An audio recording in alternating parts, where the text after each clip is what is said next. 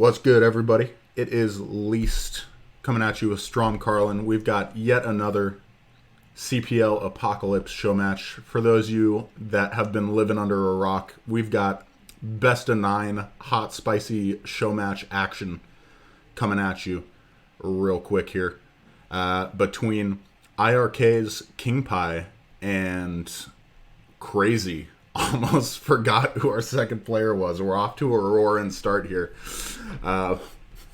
Strom, what's the map pool?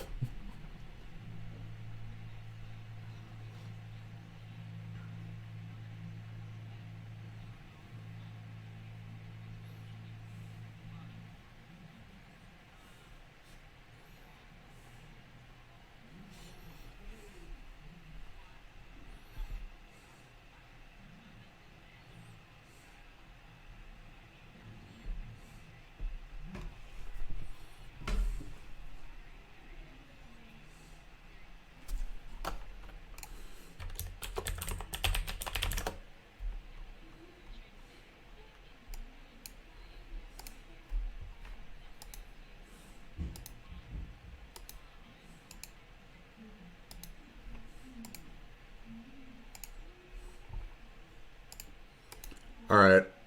We got you at 200% and people still are saying they can't hear you.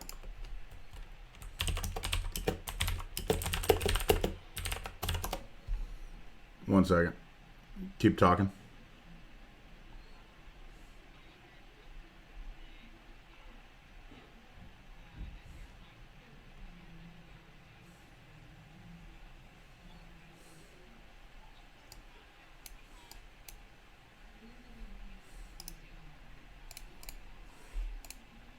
Against Razorsuke on Tuesday at 5 p.m. EDT, observed by the wonderful cold_warpgate. And then I'm planning a couple more matches in the future. There's going to be a TVP coming up and another TVZ, and then hopefully like an upcoming Tier 2s match, which is going to be a PVZ. And I'm not going to announce players for that yet, but definitely keep up with the Team Liquid thread. Art of Turtle has been keeping that up to date for us. Really, really nice of him. We appreciate it a lot. And the upcoming matches can always be found there, as well as links to the VODs of all the games from the previous matches that we've done. So for sure, check that out. Am I loud enough? I'm just talking now. No, you were loud enough. The problem was that I didn't have you on, like, for some reason my audio output capture wasn't capturing what was coming out of my speakers, so I just had to click the speaker button. But oh, okay. Yeah, it was my fault. Classic. Sorry, Least. I was just riffing. No, you're good. You're good. We like hearing you talk. Okay, so before we get into it, couple shout outs. For those of you that don't know what CPL is, CPL Coach Pupil League. It is a great opportunity for beginners to get into the game. You get to play against people of similar skill levels. You get to play against generally pleasant people, which I realized is my favorite part of CPL. If you want to break from the BM Koreans that are endlessly on ladder, CPL is the place for you. And BSL. Strom, can you tell us a little bit about BSL? All right, so BSL, or Bombastic Star League, is probably the biggest tournament that we have in the Foreign Brood War community. It starts at the ladder stage, so if you keep running into people that have BSL 9 dash tags on ladder, this is what they're participating in. It's kind of separated into 3 different tournaments: Pro League, Gosu League, and Chobo League. And you should definitely check out their Discord, and you should definitely make a ladder account and ladder, because the more people who participate in BSL, the more likely they are to get sponsors, and the more likely they are to be able to keep running BSLs and keep having those Pro League games that we know you all like to watch. So definitely check it out and support them if you can. And last thing, let's get if you want to keep up on these Apocalypse show matches, we do have a Team Liquid thread. Check that out. It's going to give you all the dates, all the players, links to the VODs, I think. Right, Strom? Is that a thing? Yeah, I actually already said that while I was riffing. But yeah, we do have a Team Liquid thread that's managed by Art of Turtle. and it's good for you guys so you can keep up with what we're doing, because we're definitely going to keep doing these best of nines for as long as people want to play. So if there's matches you want to see or you want to play, just let me know, or let Lise know, but let me know. Don't let Lise know. Yeah, I'm not gonna. She won't know what to do with it. Strom is the one organizer of this. I'm just here because I have a Twitch channel, guys. Meanwhile, Strom's struggling to make Discord work on her phone. Oh, last shout out before we get right into it. We've got both our players ready. Thank you, and God bless to Yellow Foxbat, the noble first sub in our campaign to get Strom a quality mic. We appreciate that beyond words. We appreciate it beyond words. All right, we're going to get right into it. We got Kingpi and Kraazy waiting in the game. Let's get it. All right, our first map today is going to be Match Point. I do set the order of the map, guys, so it's not like loser picks or anything. I decide the order of the maps at the beginning and let them know like between 30 minutes and 2 hours before the game match. All right, so we do have IRK Kingpi in the bottom left and Kraazy in the top right. All right, so we didn't really introduce the players. Yeah. Kraazy is Yeah, a I was relatively gonna say, new you know player. Kraazy a lot better than I do. Kraazy, I think, is a really strong player. He came over from StarCraft 2. Well, he's definitely strong compared to me, at least. He continuously whoops me in late game PvT. The matchup that will elude me forever. But we spent a lot of time grinding just yesterday, and won enough games that he managed to induce me to rage quit, which is always a good sign when you're heading into a show match, if you can get your practice partner to rage quit. And you probably know more about Kingpi than I do, right? Since being as you guys are clanmates. Yeah, I know. I've known Kingpi for quite a while. I definitely I don't know his PvT overly well because I play Zerg, so I mostly play him when he's PvTing. Right. But he is quite a strong Protoss player. I would definitely say at the end of last CPL he was upper to mid tier 1. As far as the stats for this season go, but the thing is he hasn't played in about 6 to 8 months, I think, so he's pretty rusty, and he's just now kind of getting back into it. So he's definitely a solid tier 1 Protoss player who has a lot of experience.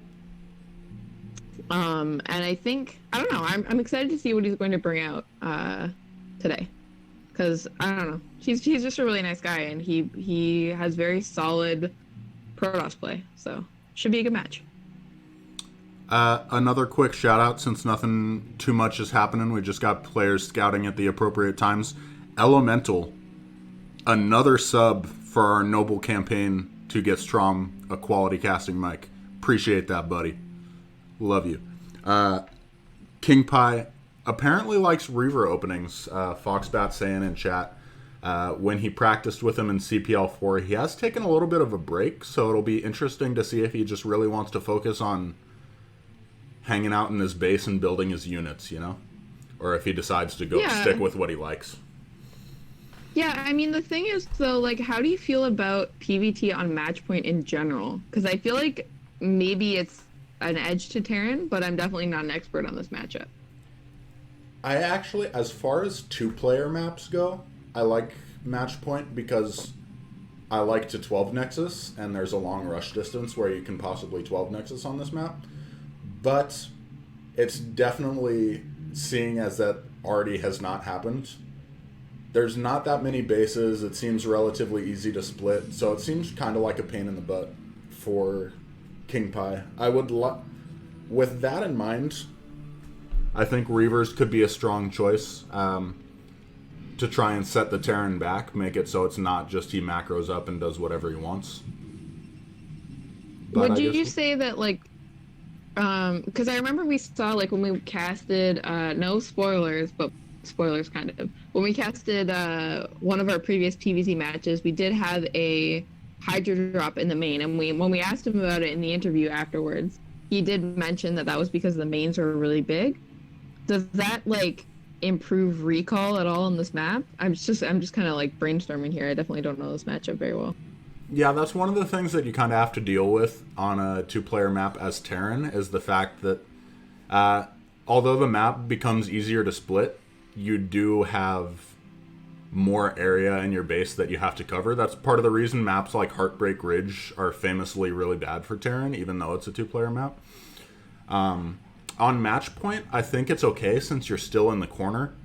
I'm not a Terran, but like on Heartbreak Ridge, you've got like 270 degrees to cover, right? Whereas on this map, you just have really one main side that you have to load up with turrets. So I don't think recall becomes particularly strong. I'm not sure though. Right, okay. So I guess with recall, it's like less about the amount of area in the base and more about the amount of angles that you can bring the Arbiter in. Exactly. It's really Okay. all about angles, because if you can just put down turrets, then everything's fine. Right, that makes a lot of sense. All right, so it looks like you just have a pretty standard opening on both sides. This is Siege Expand against, I don't know what Protoss is doing. Right? Yeah, Bunker Expand versus 28 Nexus. Pretty standard. 28 Nexus, never going to say it's a bad opening. It's a little bit less used at the popular level right now compared to like something ultra modern like 23 Nexus, but it's totally standard. You get your robotics facility out very quickly, so you're able to see what they're up to. Right. I mean, we do know Kingpi, kind of an old school player, so doesn't surprise me that he's using a build that you would consider maybe not the most modern. Yeah, and honestly, just use what you're comfortable with. Like I still don't use 23 Nexus just because I don't really understand how you're supposed to hold stuff like 2 factory with, whereas with 28 Nexus, you just cut probes and throw down 2 extra factories and you're good. I hope you mean gateways. Gateways. Yeah, geez. Okay. Both sides floating a tiny bit of money, nothing too bad, but they were both up to like 500 at one point. All right. I'm just gonna move on from all my mistakes today. I'm not gonna dwell on the fact that I'm garbage. We're going for clean Isn't that quality what- cast. Wait. Isn't that what our casts are all about, though? Isn't that what the people want? Is that what? Tell us in chat. Do you want or do you not want us to just roast me continuously for 3 hours on this cast? That's what we normally do. That's like our bit. If we lost that, what even are we? That's true. We really have nothing going for us other than you roasting me and me just sitting here and taking it like a good little boy. It's true. I was telling you the other day, though, that we should have a casting name. And you want to tell the good folks at home what I came up with? Trash talk.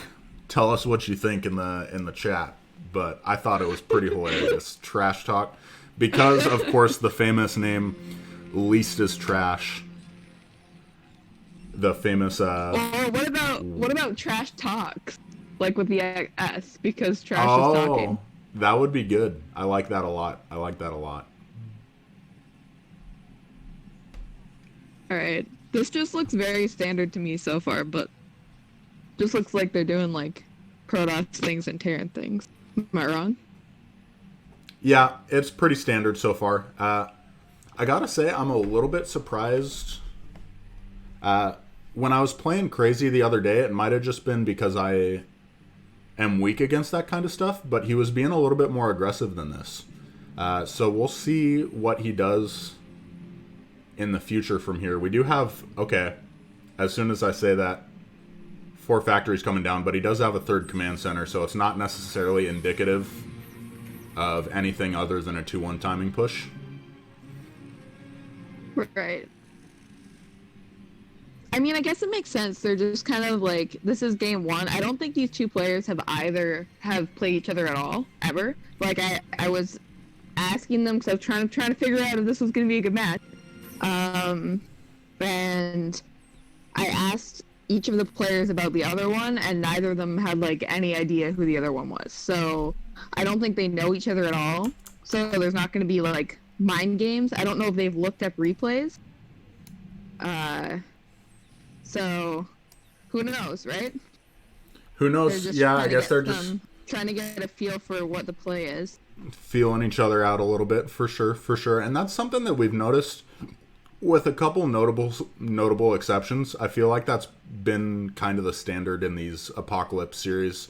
First couple games are pretty standard, and then not only as the players get to know each other a little bit better, but as the series goes on and maybe players get tired, they start to throw in some of the cheesy things to try and end games faster. Yeah, or just like they noticed some kind of like hole in their play. And then they try and exploit it with an aggressive build. I think we've seen that a lot in PvZs where we'll have like a couple of standard games and then we'll have a really aggressive game. For sure, for sure. Especially from like Zerg, like ZVP, looking at Protoss walls. Suddenly they'll just be like Lings the next game. I feel like we've seen that a couple times. We've definitely seen that a couple times. I gotta just say, I know this is completely off topic, but Kraazy's macro has been really on point. He's actually even on supply. Even though nothing has happened, he's even on supply with the Protoss, which is always extremely good for the Terran player, because Terran supply is just better. Protoss has the weakest max out in the game. We'll see how this Zealot Bomb does, trying to take out a couple tanks. Oh, we're going for a little... He does have... Yeah, he had the Vultures kind of in the back, so they went there to grab the Zealots right away. Looks like Kingpi is kind of suiciding some Dragoons into this fight, though. I don't know that he's going to be able to break this third. Yeah, good reinforcements coming in from Kraazy. That went really well for Kraazy. You can see, I hate being the guy that only points out the supplies all the time, but I'm going to do it. You can see in the supplies he gained like 20... That's pretty much the only thing I can't screw up, right? So, but you could see he jumped up to like a 20 supply lead at one point. Kingpi about to have Arbiter Tech, which will be nice. Maybe he'll be able to work some magic with that, maybe get a recall off or something like that if Kraazy doesn't have the appropriate defenses up yet. But looking good for Kraazy so far. Yeah, it's definitely like he didn't lose very many units for that. He basically just... Kingpi just suicided a bunch of units, so Kraazy just got them for free, kind of, it felt like to me. Yeah, I mean, trying to bust the third or delay the third isn't a completely foreign concept, but I think he kind of misread the situation. There were just too many tanks there, and there wasn't enough zealots, which are what really do well against tanks. If it's just Dragoons versus tanks, you got to pull back, because otherwise you're going to get screwed. Right, that makes sense. So, correct me if I'm wrong. The next thing we're going to see in this game is going to be a big push from Terran, and Protoss is going to have to try and stop it, even though he's lower on supply than he should be. So we're going to be looking for some, like, magical stasis, right? Some really good stasis and really good engagement? Some really good stasis.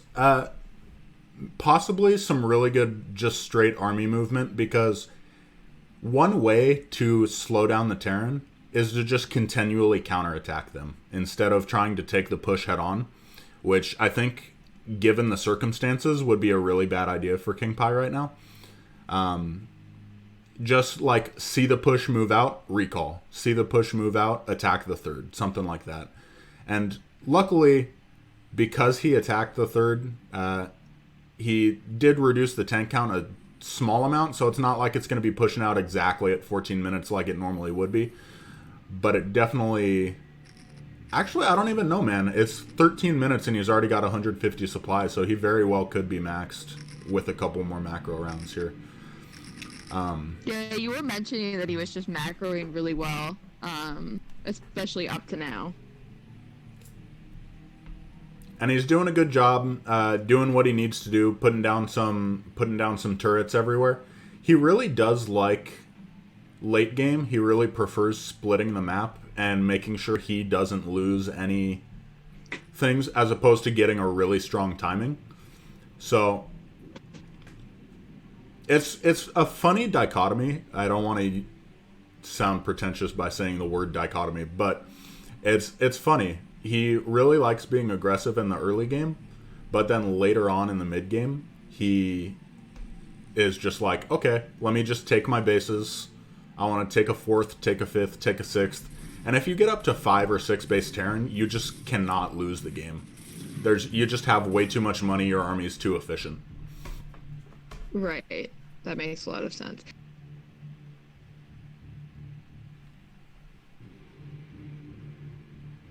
Alright, so we are just kind of having Terran do this slow crawl across the map. What's the goal with the 2-1 push? He is taking a 4th base behind this. What does he have to do? Does he have to kill an expansion? Generally, on a less easily splittable map, you want to take an expansion, or you want to kill an expansion and take an expansion. And really, the big thing with the 2-1 push is that you just get map control. So you're able to do what you want. For pretty much, in reality, the first time all game for a Terran player. Other than that, you don't ever have map control. So if you can get a killing blow, like get all the way down to their natural and make sure that they can't have any more reinforcements come out and flank you or anything like that, you're in a great spot. But if you just end up taking a base, on this map in particular, if you just end up taking a base behind it, I think you're fine. Alright, that makes sense. This looks like a difficult push up this ramp. But we do see Kraazy's max. And Kingpi's max as well, but the Terran's bank is bigger. And they are kind of even on bases here. So I'm kind of with you. I'm kind of feeling good about Terran's position. But we'll see how this engagement goes, because it is high ground to low ground. We'll see the power of... Oh, okay, Zealots getting on top of the tanks. Not as many Vultures as I originally thought, but we're starting to get down to that point where it's just tanks versus Dragoons. There are a lot of Dragoons as opposed to just a few tanks. Okay. He manages to make Kingpi pull back, so he's able to hold his position at least, which is good. Like you said, the high ground helped a lot in that fight. Yeah. Yeah, it seems like a difficult spot to push up, but I don't know where... Because, and I guess anywhere you push, you have to go up, right? Yeah. Right. The thing that's going to be really tough... just needs to hold that high ground. Yeah, if Protoss can't hold that high ground, it starts to get increasingly tough, because as hard as it is for Terran to push up a high ground like this, it's just as difficult for the Protoss to push into a sieged Terran army on the high ground. So it feels like, to me, with the little bit that I've played on this map, PvT, if you lose that high ground, the game is pretty over. They can kill your 4th right away. That makes sense. And then you just can't get out. The only other direction you can get out is that tiny little ramp by your 3rd base. Yeah, and you just can't get out any units without conga lining super hard and then losing all of it in a fight. Yeah, I guess it really is a lot like ZVP on this map in that way. It's like you can't lose the high ground, because if you lose the high ground, they can kind of take both of your bases. Oh, we've got another engage coming in. He's got to pull back his Vultures a little bit. He's losing some of them kind of for free. He's doing a much better job now, though. Let's see if he's able to hold this. A lot of Zealots, but there's a good amount of Vultures to counter. I think he's going to clean this, actually, Kingpi is. That's a nice engage from Kingpi. Right, yeah, that was really nice. He managed to clean the whole high ground up, and now Terran doesn't have control of the high ground, and I guess the game continues. Kingpi is going to take a 5th base, and Terran did set up a 4th base behind that push. So even though he didn't manage to break any location thus far, as you were saying, probably just taking that base behind it unthreatened makes it worth it. Yeah, for sure. And all he needs, if he can take this base up in the 12 o'clock position, he's got 5 bases to 5, and that becomes just a super difficult position for Protoss to have to deal with. He's got 2-2. Yeah, that definitely doesn't seem ideal. Like, 2-2 is really strong, but even once he gets up to 3-3, it just feels so impossible to fight the Terran army. We'll see how Kingpi deals with that. Right, yeah. Kraazy still seems to be macroing pretty well. He definitely hasn't fallen below like 165 supply during this whole push. What's the play from here? Do you just keep reinforcing that location as Terran? Yeah, I would continue to reinforce and try and break. I'm not a good Terran player, so I don't know if there's anything higher level you can do. Ideally, in late game, you also want to try and sacrifice vultures for probes, so you're continually stressing the economy of Protoss. Learned that from IRK's father. Shout out to the boy for coaching us up a little bit. But all the bases seem really well defended for Protoss. Like, he's got 6 cannons at ooh, that's a gigantic stasis. On the vessel. Yeah. And one of the Goliaths too.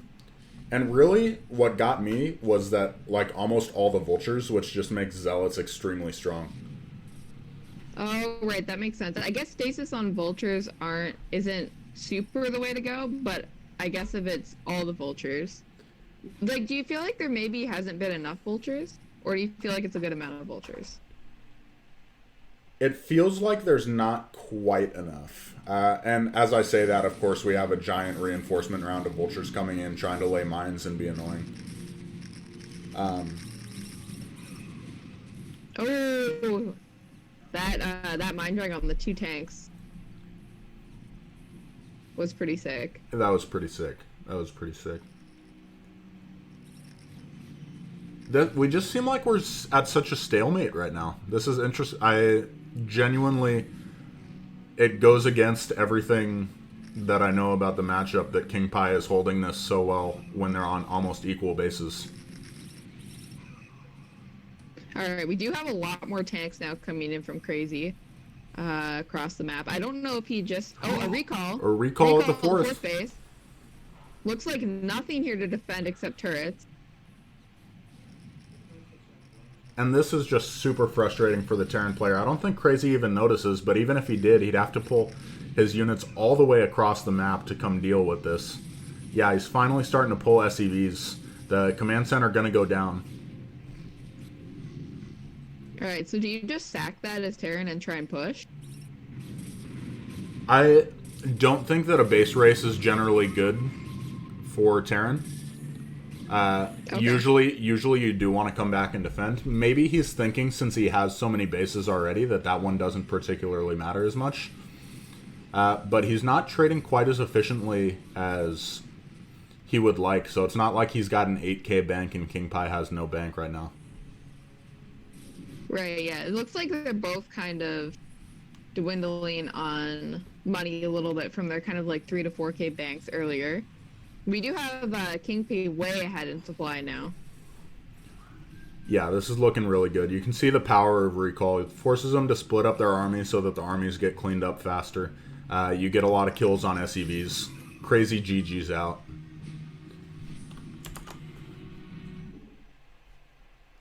All right, so game number 1 is going to go to IRK Kingpi. Very standard game overall. Yeah, both players just kind of feeling each other out, yeah. Just really clean games. I thought for sure, just on the base, on the number of bases, that Kingpi would end up losing that eventually, but he just traded so well, took such good advantage of the high ground that he was able to pull it out. All right. So that was game 1 on match point, guys. Game 2 is going to be on Eddie. So we got our big macro map here. Big macro game. Big macro map, big macro game. Big blue map. It's the big blue map. All right, how do you feel about this map for PvT? Something I do like is Reaver play on this map in particular, because then you just get the shuttle so that you can take a free base that's not ever going to be attacked by the Terran Death Ball. Sometimes just having that one base that you know is safe can be really powerful. Because if they get a good contain on your production, it just feels like they split off 2 tanks and kill an entire expansion, you know? Whereas this one, you don't have to deal with it. But we're getting right into the game. Kingpi 1, Kraazy 0. All right, so we do have... Oh, go ahead. Oh, no, I insist. You go. You literally never introduce players. It's your turn. All right. In the top right, we have the Purple Protoss, Kingpi. From IRK Clan, excuse me. And in the top left, we have the up-and-coming Terran, our green player, Kraazy.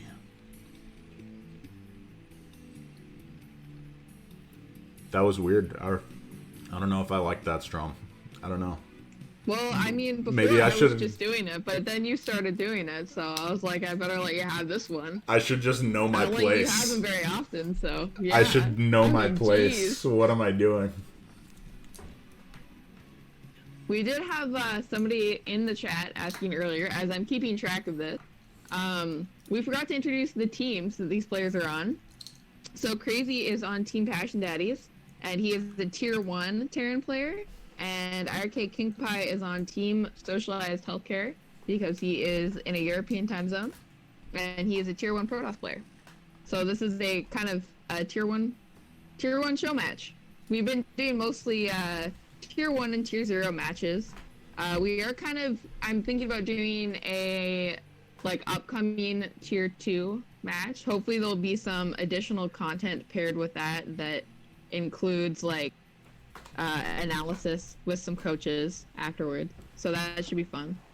Definitely stay tuned. I'll try and make some announcements on CPL and keep up with that thread on Team Liquid, because I think that's going to be the most frequently updated place for our best of mine apocalypse. Here's how we are in the midst of the apocalypse show matches.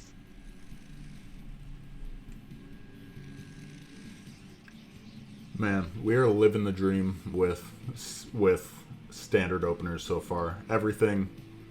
If you want to learn how to play Brood War, these 2 openers are pretty much I can smell another 28 Nexus coming from Kingpi. So, if you want to learn how to play Brood War, this is the play. This is the play. Just copy these builds. Yeah, I don't know how many I feel like we get mostly CPL people in these casts, but anybody who is new or doesn't play a lot of Brood War currently, welcome. This is the place to be. Definitely check out CPL. It is the place for you if you're at all interested in either getting involved in the foreign community or learning the game. I feel like there's so much time for shoutouts now because it's a big macro map and they're just playing standard opening. Yeah, exactly. Man, if these games, PvT can be a little bit of a grind, especially with the way Kraazy decides to play it, where he likes to go for a split map scenario. It can drag out, so this is almost like a more entertaining version of TVT if these games all decide to go long. Yeah, I remember I was talking to you the other day about possible show matches for the future, and I can't remember what I mentioned. It was one of them was a Terran player, and it was somebody that you thought was a Terran player.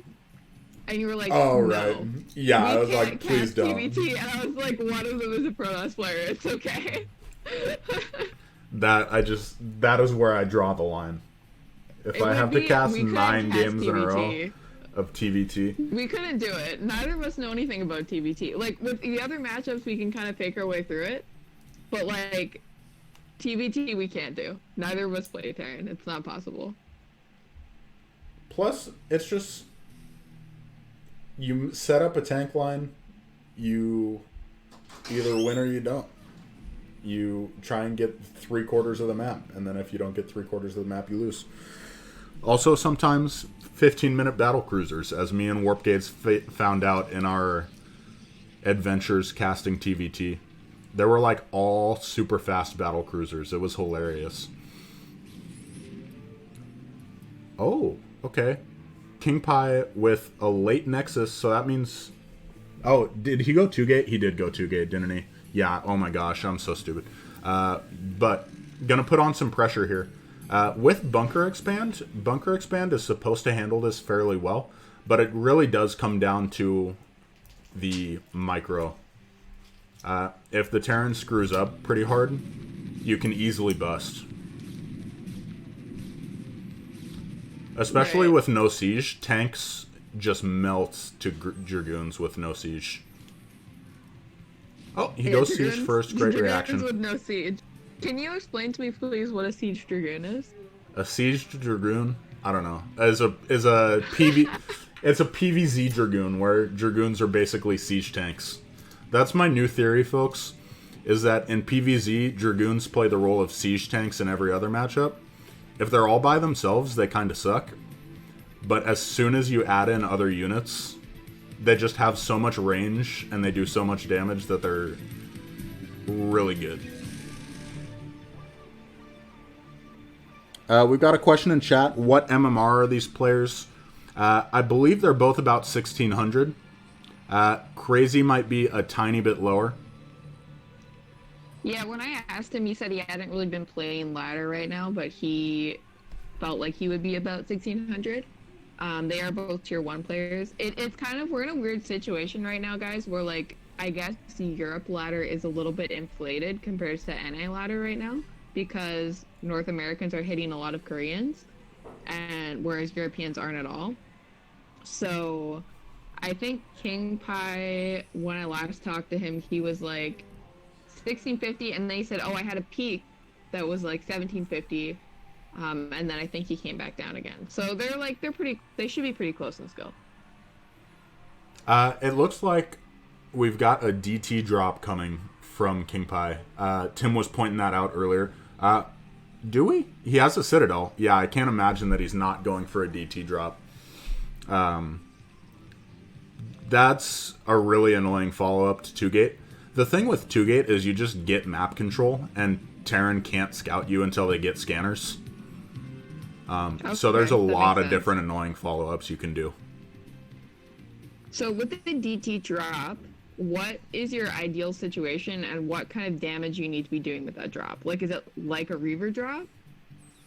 Yeah, it's similar to a Reaver drop. I've heard people say that it needs to do more damage, but personally, I'm a bigger fan of DT drops than Reaver drops because A, I'm a scumbag, but B, you can just go straight into 2-base Arbiter like he's doing here. It looks like he's not even going for the drop. He's just getting some observers in there and he's going for 2-base Arbiter. So that's what I get for saying words.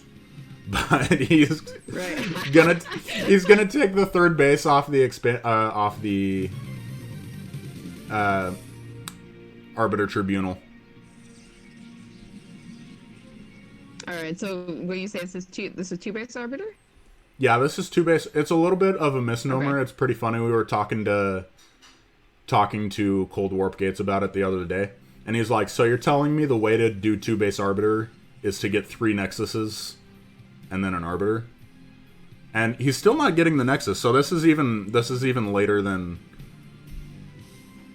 standard. But yes, the general way. That's like two hatch muta, where you get 2 hatches, and then a 3rd hatch, and then mutas. Exactly. Which apparently confuses people a lot. Very similar to 2 hatch muta in that way. Dude, Kraazy is on his macro game. I keep thinking with the timing that the 3rd and 4th factories are coming down that he's going to go for a timing push. And then it's like, nope, he just already has his 3rd base down. Wow. Yeah, I guess he's been playing very clean openings. Like, I mean, even that last game, that push on match point looked really scary to me. Like, I was kind of pretty surprised that Kingpi broke it, but that first engagement, he really had a good high ground advantage. Does look like he's going to come in here this time and try and deny this third base.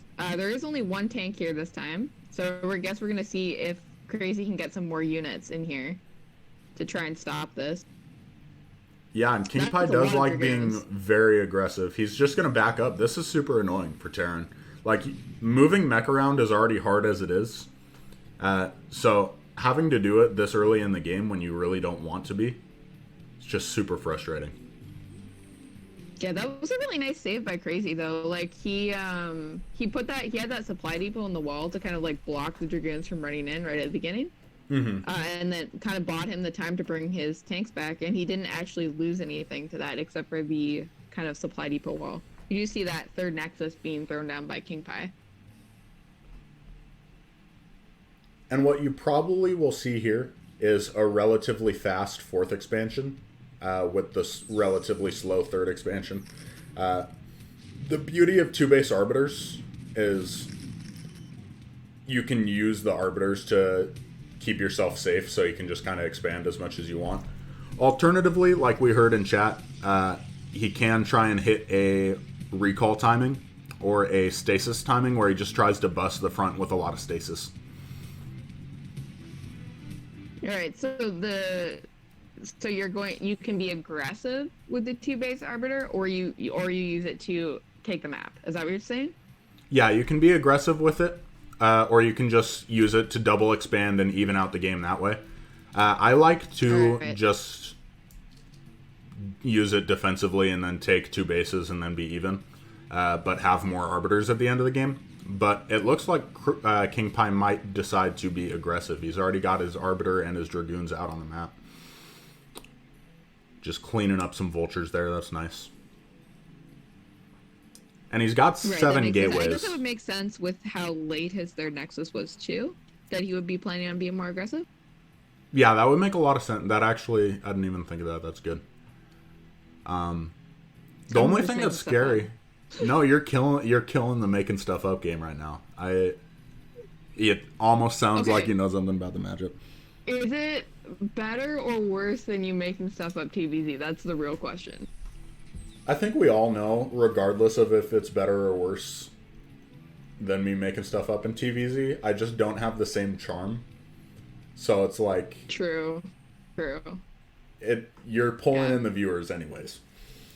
Yeah, my charisma stat's just higher. There's just no way around it. There's no way around it. Your charisma's like a 17. My charisma is like a 4. So we're I've got the charisma of a slug. We got Kraazy up 16 supply, and this is why, like, he is up on tech, but Kraazy's just gonna max out faster than Kingpi is. Unless I'm just crazy and Kingpi just... Unless you're just crazy. The caster curse is real. Crazy. As soon as I said that, he like almost evened up the supply with one macro round, and I was like, alright, well, good. Yeah, I mean, it's definitely like... I feel like Kraazy's... His macro looked really good last game as well. Like, his first push just looked really scary. So, I don't know. He seems very legit. Definitely very curious as to where he's going to go even for the future, like after the CPL, because he was playing in RSL last season. So, he has come a long way as a Terran player. He is definitely on the come up. He's definitely on the come up.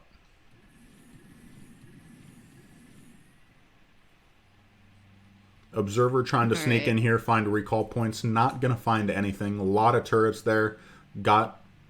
You would like to see some mines as well, just in case he does sneak in a recall. That way his army just immediately blows up. But does take a lot of APM to do that. You're really busy trying to macro. You're really busy trying to make sure the Protoss doesn't attack you. So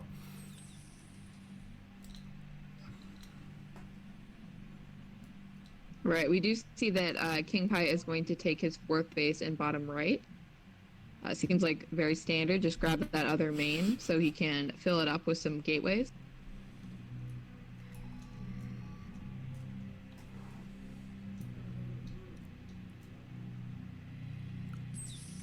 All right. If he can take this high ground, he'll be in a pretty good place. What I noticed, we do have a possibility of a recall coming in. We'll see if he's able to sneak this in. Yep, looks like he will be able to with just... Never mind. All right, he was a little greedy trying to go for the main there. Yeah, just enough turrets. Like, I feel like Kraazy's turrets were in a really good position there to keep the recall from getting into the main. Oh man, do you think he can break this push?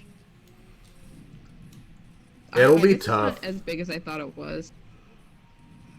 It's not as big, but I'm pretty sure Terran has 2-1 upgrades, and 2-1, you just can't understate the value. 1-1, okay. Again, not that many vultures. I don't understand how he keeps doing this. I don't understand. A Storm, super good spell. The supplies are still relatively even, but again, he does clean up the push. Alright, oh! So I'm sorry, but I forgot about this. Kraazy loves to just build a ton of SEVs. For Terran, generally you don't want this many, but Kraazy likes to get up to like 75 SEVs, maybe just 70. So that could explain why the supplies are so even, but the pushes are still melting. Is he just doesn't have enough army. Okay. Okay, that makes sense.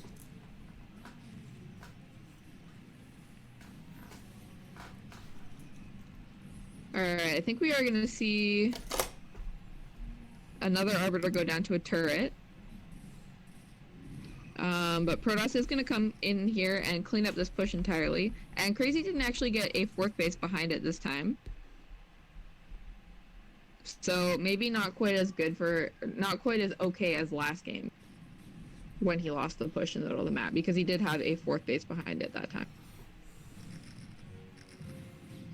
He did pick off like 3 Arbiters there though. Yeah, that was really good. That was really good. And Protoss just doesn't have that much. He's got 4 bases, which is nice, but his army size is really small. He's really just got this handful of Dragoons and Archon and like 3 Zealots. So it's going to get harder and harder to hold the oncoming Terran push. And Terran is taking... You like this a lot. As... If you were watching other matchups and then you came to PvT, you'd be like, why doesn't Terran just take the bottom left base or something like that? But with TVP, you really want to take the bases behind your push path so that your army just defends it. That your army defends it as you're still being aggressive. Right, because I think we saw that a little bit on match point where the 4th base was in bottom right and the push was kind of in top left, trying to get on that high ground, and it was like basically impossible for him to deal with that recall in bottom right because his army was just so far away. So I guess keeping your 4th kind of in the same direction as your push is, that means that your push actually defends your 4th base and you don't have to worry about recalls getting on top of it like that. We do have an engagement coming up from Kingpi. Oh my gosh. Oh, sick tank drag. Great move command from Kingpi, dragging those mines into the tanks. He's just trading so well. It's absurd. Kraazy looking like he is going to be able to start taking this high ground, but we've got a lot of Zealots ready to reinforce and not very many Vultures to try and fend them off. I think... A zero amount of Vultures. So there's 5. Right now. Alright, these Vultures need to be targeting the Zealots, otherwise he's going to lose all of these tanks. Alright, a small mine drag into some of the Zealots. Looks like Terran is going to clean up the Protoss for now in top right, but I suspect that the gate count in bottom right... Yeah, we now have reinforcements coming up from bottom right for Kingpi. So we should be able to kind of squash the push between his 2 bases if he does this correctly. And he's literally just making pure Zealots right now. This is... Like, he recognizes there's so few Vultures, and the Vulture count is going to take a while to reinforce. If he can just slam a bunch of zealots in, he's going to get a bunch of needed tank kills. The trick for Kingpi right now is to just keep the tank count to a minimum. If Kraazy ever gets to a gigantic, like 24 tank push, there's no chance that you can engage that. But if he just stays at this like 6-8 tank level, he's going to be fine. Right. So when your push gets kind of whittled down like this is turn, are you still wanting to just keep your units out here on the map? Like, is that still the play? He's just trying desperately to make progress here. The thing that's hard if you try and pull your units back is then all your bases become suspect to recall. As soon as Arbiters come out, playing the defensive game becomes so much more difficult. The whole point of the 2-1 timing instead of like a 3-3 timing, for those of you that are new might be wondering, like, why wait for 2-1 upgrades when you could just get all the upgrades? 2-1 hits, like, as you have, like, one stasis, unless you go for 2-base Arbiter. So the whole point is that it mitigates the recall chance, and it makes Arbiters less of an annoyance. Right. I mean, to be fair, like, I guess he has 2 Arbiters now. I was gonna say, I think we've seen him lose like 3 Arbiters this game. I don't know how the EMPs have been. The EMPs have been alright. I've seen him hit a couple. Sick mines. Sick mines. Does manage to get one of the vessels though. As Kraazy's kind of reinforcing this push, it doesn't seem to be getting taken out all the way. And oh, this is super annoying. I'm liking what I see. Yeah, it looks really good for Kraazy. He's trying to take a 5th base, but I think he forgot that the battlecruiser was there, and he is starting to get up to a critical mass of tanks like we were talking about. Once you get to this level of tanks, it just feels like you can take out an entire Protoss army in one volley. It's so frustrating to play against as a Protoss player.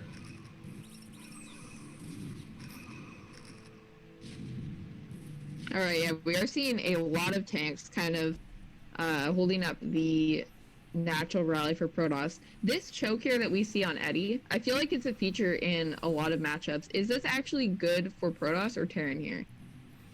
The choke is definitely always good for Terran. Okay. What you want as a Protoss player is wide open engages where you can get a good surround, and spread out all your units to reduce splash. He is going to go for a counter, it looks like. No, he's just trying to keep this base safe. But the smaller the spaces, the better it is for Terran, for sure. He has taken out this base, which is nice. Kingpi is going to move on to trying to secure bottom left as well as bottom right, now that he's mined out top right. But if Kraazy can take out the tech, that will be significant damage, and the gateways, because he doesn't actually have gateways in bottom left yet. He only has gateways in bottom right. Yeah, I think we're still at the point where if you can take out, he recalls into the middle. I don't really like this. I mean, it's easy to say in hindsight because that didn't really do any damage against Kraazy. But just as a general rule, it feels like recalling on top of the army is not a great idea. Alright, we do see, I think Kraazy seems to be feeling like he's gonna go down. Yeah. Oh, I don't know that I like this move, actually. It's tough. He didn't realize that there was this many units out on the map for Kingpi. I think he thought he had Kingpi pretty much contained, so he was safe to split off his army. But this is one of the perils. This is one of the perils of playing Terran in this matchup.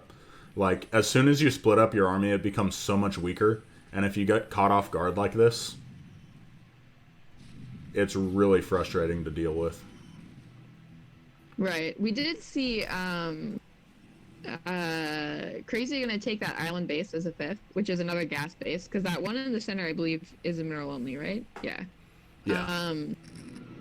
And we do see he is up in supply by a lot right now. Yeah, Kingpi just doesn't have money. Kingpi just Yeah. has no money. Yeah, I guess he just expanded really slowly this game, right? He did expand really slowly. Like I said, you like to see a little bit faster of a third base even, and then definitely a lot faster of a fourth base unless you're planning on ending the game with like an all-in type stasis bust. Nice drop, or I think it was a recall from Kingpi, just delaying this fifth base as much as he can. Right.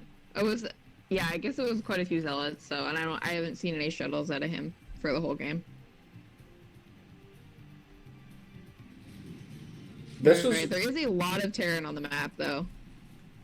Although I know you did say that he likes to build a lot of SCVs. no, he's definitely at an feels army like his army's advantage bigger right now. His army is definitely Yeah. bigger right now. Our viewer count actually just jumped. I don't know if we got a host from somebody, but for anybody who's just tuning in now, this is a CPL apocalypse style show match. So based on the End of the World series by, if you are familiar with the Korean series. So we are playing, it is a best of 9 where you play all 9 maps. It's 2 CPL tier 1 players. We have IRK's Kingpi from Team Socialized Healthcare and Kraazy from Passion Daddies. And yeah, we're in game 2 right now on Eddie. Currently, Kingpi is up 1-0, which you can see on the screen. So thanks for tuning in. Hope you guys stick around. Yeah, and we did get a host. Thank you to Jiraiya for... Oh, GG from Kingpi. Almost missed it. But appreciate that host, buddy. Right. Means a lot. All right, so Kingpi does tap out, and we are tied up 1-1. Really nice macro play from Kraazy. Yeah. You're right. He really macros really well up to that 2-1 push. His push feels really strong, and he just he held on for a really long time in top right, when he just like kept getting almost broken, but he would keep like 6 tanks alive, and then the push kind of just stays. His ability to keep the game going for that long was honestly impressive to me. I did not expect the game, with how low he was on supply comparatively at times. I did not expect the game to go on for 30 minutes. But Kingpi just showing off some impressive engages, some game smarts, knowing when to just spam zealots and attack into the tank line. Really impressive play from both sides. Obviously, Kraazy macroed extremely well, did everything right. We've got Neo Bloody Ridge coming up next. Looks like we're going to get right into it. Right, we're going to be jumping into game 3. Alright, so we do have IRK Kingpi in the top right, and Kraazy in the bottom left, our Terran player. I'm just going to keep calling him the Blimes Protege, because I feel like it's a good name. I think that's smart. I think that's the way to go. We're going to focus Tim, and we're going to unmute Tim. Do we have a technical issue? Someone said that we don't have that much game sounds. Okay. Also, if you're just tuning in, we have our wonderful observer for this match is IRK's Tim. So shout out to him. He is hosting the games and streaming them to us over Discord. So I think he's doing a great job, and he probably is fed up of listening to us talk about this game because I'm sure he understands it much better than we do. Yeah, seriously though, just a little bit. He gives us the cute little smiley there, saying, "If I was casting, that would be getting a master class. I would be getting a master class on StarCraft." Yeah. Alright, so you did mention this map earlier. We were talking about it because you said we were talking about 2-player maps when we were playing game 1 at match point. Mm-hmm. And you said that 2-player maps are generally good for Terran, except this map in particular is difficult for Terran. Can you just kind of like give us a little review on why that is? I was actually talking about Heartbreak Ridge, but this map also though, there's a lot of ridges. There's a lot of ridges. Too many ridges, guys. No, like even on this map, there's a lot of map features that are ridges, which makes it really easy for Protoss to delay. Kingpi going for a 12 next, A little bit surprising. I thought this map had a pretty short rush distance. You can see the distance from natural to natural is pretty non-existent. But deciding to go for it anyways. I guess we'll see how Kraazy reacts to that. Like, what does Farron want to do? Do you have to rush that? You can do a couple different things, especially since he went gas. This is why Factory Expand is a lot more common now. It used to be that Rax Expand was like the build in this matchup, but it just doesn't have any options against 12 necks. So you can Bunker Rush, which is pretty much the most standard. That's what Flash likes to do. You can go for Mines really fast and then double expand because the observers are super late with 12 necks, so you can get away with it.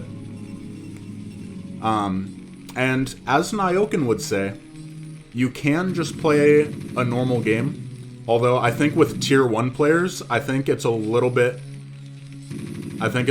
more pressure on Terran to actually do something different instead of just getting rolled over by the power of 12 necks. But yeah, at lower levels, if you're facing 12 necks guys, don't stress about it too much. If you just continue building workers. I did 12 necks against Kraazy yesterday, and he just outmade workers on me anyways. He is going for a bunker rush. Okay. Alright. So we have seen this once before. He's not pulling the boys. He's pulling the boys very late, it feels like. And alright, so is the goal of this to actually cancel the Nexus? Like, yeah, the goal of this is to take out the Nexus. Unfortunately, since he didn't have all of his units attacking at once, like he didn't have like 8 SEV. The goal is to really hit with like 8 SEVs, 3 Marines, and a Vulture. Sometimes you start the bunker a little bit early like that just to see if you can get away with it, see if you can kind of cheese him, and he doesn't notice or he doesn't want to pull probes for some reason. But now with 2 Zealots and 2 Dragoons, it just seems too late. Oof, I feel like this is not good at all for our Terran player here. This is not good for our Terran player. So that was like 8 SCVs and 4 Marines. And he's building a bunker, but he has no Marines left. Yeah. He's trying his best to just take out these Dragoons and then be really annoying with the Vulture. If he gets a lot of damage done with the Vulture, then it's still possible. But it doesn't look like he's going to. A Dragoon pops out at such an advantageous time for Kingpi. Yeah, right, only manages to get a couple 2 kills. probes. Yeah. Alright. It felt like kind of a half-hearted attempt to do a bunker rush to me. Yeah. How is 12 next against 2 fact? 12 next is actually designed to counter 2 fact. Like, okay. I put it this way. If you want to just crush the 2 factory push, go 2 gate. Because that just makes sense. But if you want to win the game, and you know they're going 12 or 2 fact, you go 12 nexus. Because your economy is just so powerful and you still hold the push just fine.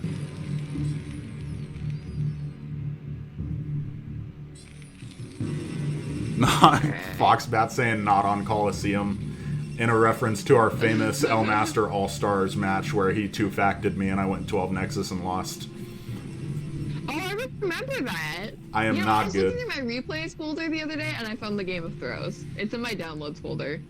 That would be super funny if we casted that at some point. That was such a good game. Just for the old Elmaster community. We don't even... We were supposed to have casted that at some point, and then you just like weren't recording it, right? Didn't that happen? I think that happened, yeah. It just wasn't streaming. Oh my gosh, that was so sad. Alright. We do see Kingpi gonna come up here and take a 3rd base. And I guess we'll see if Kraazy can kind of recover in this game with his macro abilities. Maybe he'll have like a good SCV count this time, seeing as how he lost so many. True. You were saying he overboasted him a little bit. He'll have like the perfect amount. That's exactly right. It'll be funny with how strong Kingpi's economy is going to be.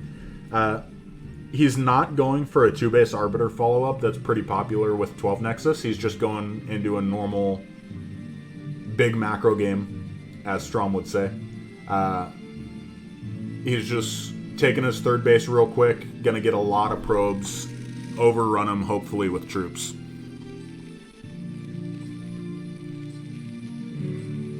Alright, and how does Terran come back here? Looks like he is going up to 4 factories, and I don't think I see a 3rd command center started, so maybe he's just going to do a strong 2-base push? Yeah, this is one of the ways. He's going... The Observer, as you can see, it's almost 8 minutes, and the Observer still isn't in the base yet. So you can be vulnerable to timing pushes. I actually had the same thing happen to me on ladder a couple days ago, where I held a bunker rush from like an 1800 Terran, and I was feeling so good about it, and then he just timing rushed me and won anyways, and then BM'd the crap out of me, and I was like, oh, I guess that happens. But Kingpi gonna see it, and he's got to know. So what is Protoss's response? Like, what are your response? Like, you say you have to see this, but what do you do in response to this? You cut probes. You can see Kingpi is no longer building any probes, and you just throw down infinity gateways.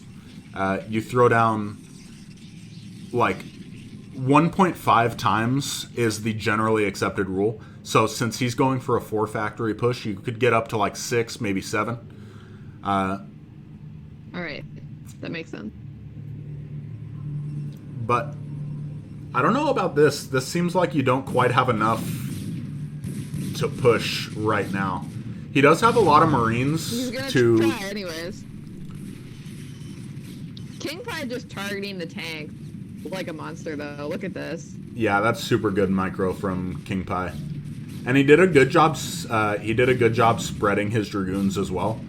A lot of times, if you try and dive on him like that, and you have your dragoons all clump up, you just lose all your dragoons for free. All right, it's going to lay some mines out here. He did bring 3 SCVs with this little push. I'm not too sure about this push, though. Feels like Terran's just really behind now. We got Quadrox in the chat talking smack about me, saying since when does Least play 1800 Terrans? I'm not 1800, don't get me wrong. It was a mismatch, but... yeah, this game feels like a super strong position for Kingpi. He was able to take his 3rd and hold the timing push. Always a feels bad moment for Terran. Right, and this kind of just really comes down to the failed bunker rush at the beginning of the game. Yeah, that's part of why... It's a whole lot of units for nothing. And it feels like Kingpi's engagements are just too good to really be hurt by something like a 2-base kind of all-in push. Unless it's like a really strong one that he doesn't scout. Not one that's kind of like scouted and a little bit off of a damage.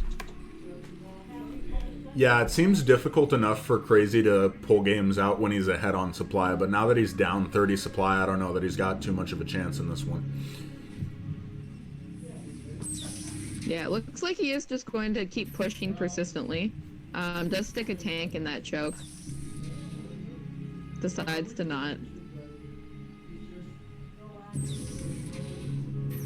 Just pulling forward. Does have a decent amount of vultures, but we've got Kingpi going for carriers. Carrier tech. I think this might be the first carrier game other than the Thrive Snipe last game that we've casted, isn't it? I think so, but this is actually only our 2nd PvP. We've casted a lot of PvCs, which is like really good for us because that's the matchup that we both know. Oh, that mind drag. That was so sick. That killed everything. Yeah, this is not looking good. Are we just gonna see Terran tap out? I think we should see Terran tap out any second here. That mine hurts so much. Yeah, he does tap out. GG. Alright, Kingpi is going to take the 2-1 lead in this series. And I think we're going to go to a short break now. But don't go away. We had a couple long macro games, so we're gonna let our players take a 5-minute breather because this is a best of 9. Did we get another host? Because I'm seeing our viewer count jumped again. Yeah, Oya hosted us. Thank you, Oya. I appreciate that, man. All right, is that IRK Oyaji, right? Yes, that is correct. All right. Yeah, thanks for the host, man. If you guys are just tuning in now, this is a CPL Apocalypse style show match. So end of the world, Korean style, best of 9 CPL maps plus Escalade, and they're playing all 9 maps. Our players are IRK Kingpi against Kraazy, and we have played 3 games, but we're gonna take an 8-minute break now, and we're going to be right back. So don't go away. And it looks like we've got another push. We've got Medics again. Is he going for Optical Flare just to be a baller? I really want to see some Optical Flares. That would be hilarious. I mean, we've already seen it. I know, that would be the second time. That would be the second time this series, folks, in case you missed the first game. Okay, pull back, pull back. Okay. Alright. Reasonable pullback. He picked off a tank and then saved himself from taking too much damage. Does blind the first observer. And this actually... Just being annoying. He's being annoying, but also since observers come out so late with this build, it's a little bit more effective than the first game. Oh, okay. That makes sense. Again, it's still not like game winning or game losing by any means. Like, it's just mildly annoying for the Protoss. But it is slightly more effective.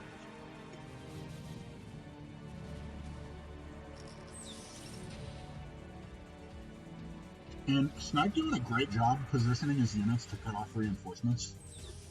The scariest thing about a Terran push like this is when units just keep adding up. Like, you only kill one tank with your first initial attack, or something like that, and then they just have 2 more tanks by the time you go and attack them again. But when you can cut off reinforcements like this, it makes the... Did you see all those goons just run into those mines? He just lost like 4 goons to a mine. It's because of the optical flare, man. It's because of the optical flare. Easy dub. I think Snipe is still gonna clean this up, but like, man. I'm not sure. Like, counterattacks just seem like a really strong way to beat Terran players. Is just don't engage the front of their army. I remember watching a shuttle replay. We see Snipe taking out the third. I remember watching a shuttle replay where the game went on 30 minutes, and he engaged the main Terran army like once or twice, and it just blew my mind. I was like, how is Terran supposed to do this if you just can't force an engage? Right, we do see that Thrive is choosing to kind of split his units here. He has some units kind of sieging bottom left to kind of try and take out the sea. He needs to lift that command center. Is he just gonna lose it? I think he's gonna lose it. He's gonna lose it, yeah. That's not ideal. Super sad. Looks like Snipe is going to lose this base, but he is getting... is he gonna lose his natural as well? Oh my god. That's game. That push was looking so strong, but the counterattack just is wrecking him. Oh, like, I don't know how... Man. Yeah, Snipe's late game army movement has just been superb. Yeah, it's been really good.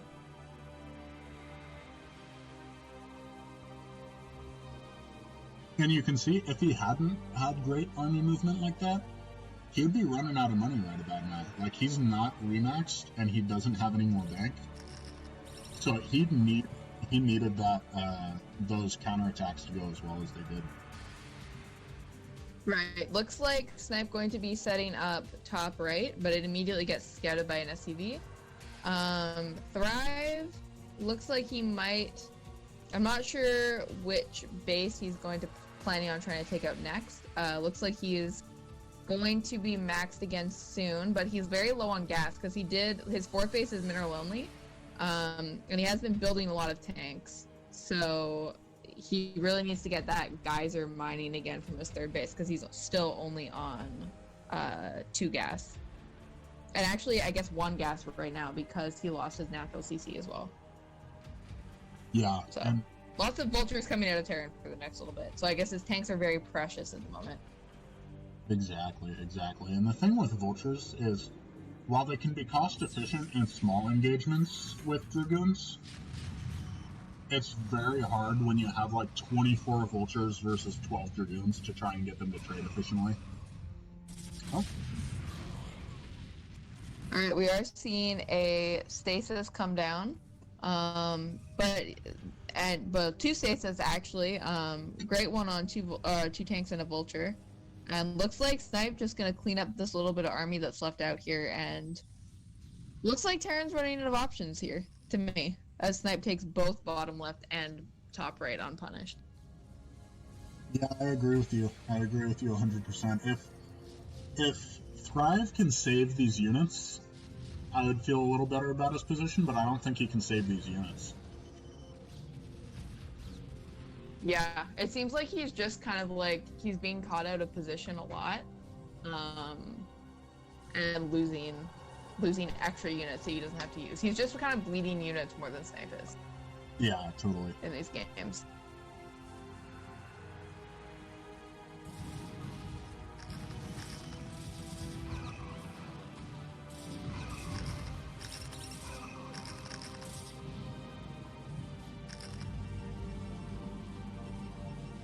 Oh my gosh.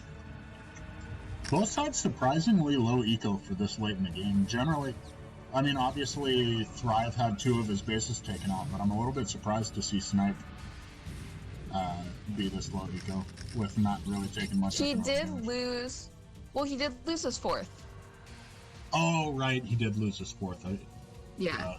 And he looks like he doesn't have it set up again yet. We do have some vultures kind of getting into 5th base, being a little bit annoying. Looks like another little push from Terran going to come out to bottom left. While Thrive kind of takes a sneaky little 5th base above his 3rd. The 3 o'clock location. That is a lot of vultures. We're starting to see... Well, he wasn't mining gas. Yeah, we're starting to see exactly what you were talking about, where he just didn't have any gas, so he made a crap load of vultures.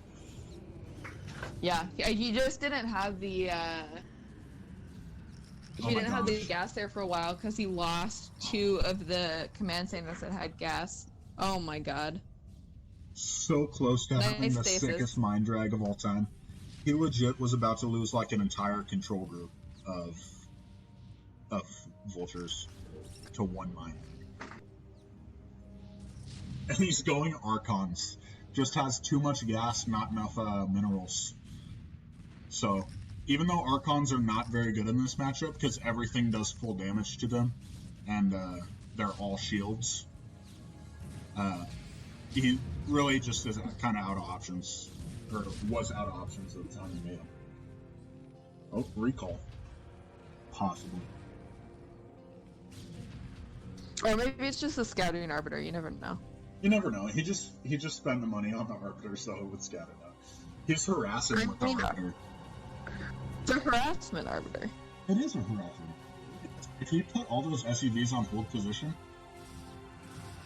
theoretically, eventually, the Arbiter would take out every single one of them. You never know. Imagine not being able to burrow your units. It must be rough. Weak races. Yeah, pretty bad, turns out. Too bad Burrow doesn't protect you from Storm. Really? Oh, that's brutal. We're back, everybody. We got Game 4 coming at you. Neo Sylphid. Kingpi versus Kraazy. Both players are ready. Let's get right into it. For those of you that are legitimately interested in donating to get Strom a new microphone, we will set up a donation page on the next break. Like she said, it kind of started out as a meme, so I didn't expect this much positive feedback, but we do appreciate all of it. So, our players are ready. We're going to get right into it.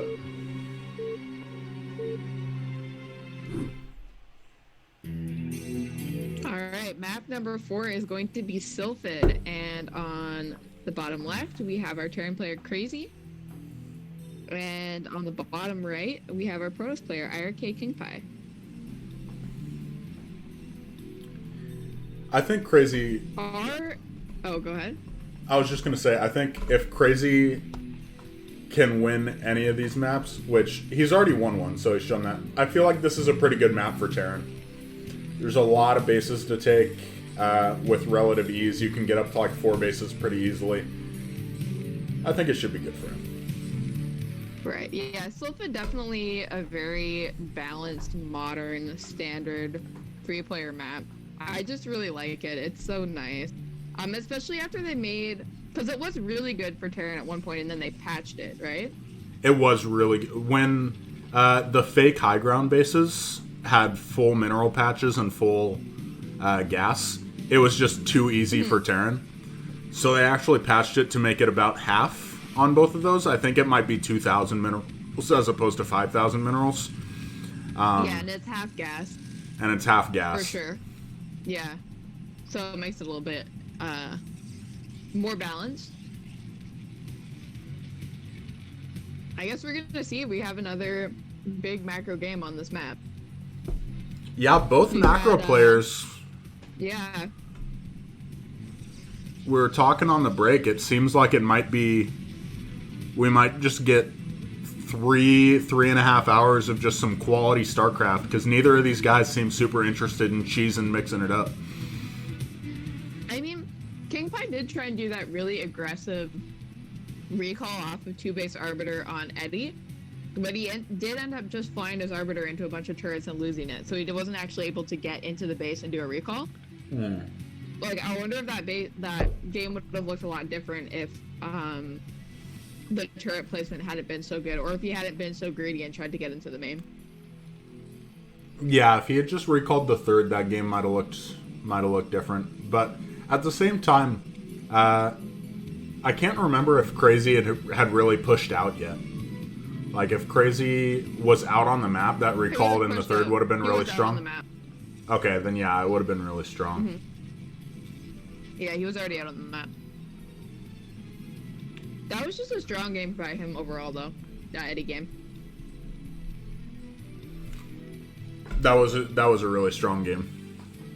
Liked his play there. Definitely enjoying seeing some games from Kraazy, because I haven't actually seen any of his play before. Because I did do some casting with you with last RSL, but I don't think we ever casted any of Kraazy's game. We mostly just like, because I wasn't online very much at the time because I was really busy with school. You kind of like cherry picked all the PVZs so we could cast them together. Exactly. I was like, if there's one thing that we gotta cast, it's PVZs for sure. Did we see Zealot first? Yeah, we saw Zealot first from Kingpi, and he's going into 2-gate again. All right. We're talking a big game about big macro games, but if Kingpi is able to bust once with 2-gate, he might just keep it going. Right. So what should be Terran's response to this? Like, how do you not die? Like, is the goal to kill Terran? Assuming you scout it. Oh, never mind. He canceled the second gateway. That is big mind games. Big mind games. I think he killed the SCV and then canceled the second gateway afterwards. So, what the response to 2-gate is you want to get siege right away, when generally you want to delay siege as long as possible so you can get mines and get map control with vultures. So kind of a sacrifice. If Kraazy does end up going siege first and thinks that it's 2-gate, it's a little bit of a victory for Kingpi right off the bat. So wait, did he scout it with the SCV? He had his SCV. Is that what happened? He had his SCV hiding in the natural. And I'm assuming that Kingpi wouldn't have canceled it unless it got scouted. Like, there's just no reason for that, right?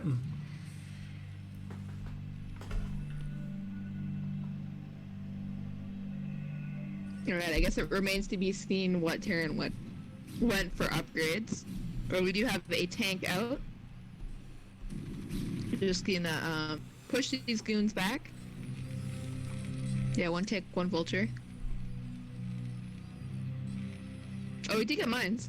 He did get mines. Okay, so never mind. I get maybe he didn't scout it. Maybe he scouted it and he has balls of steel or something like that. I'm not sure.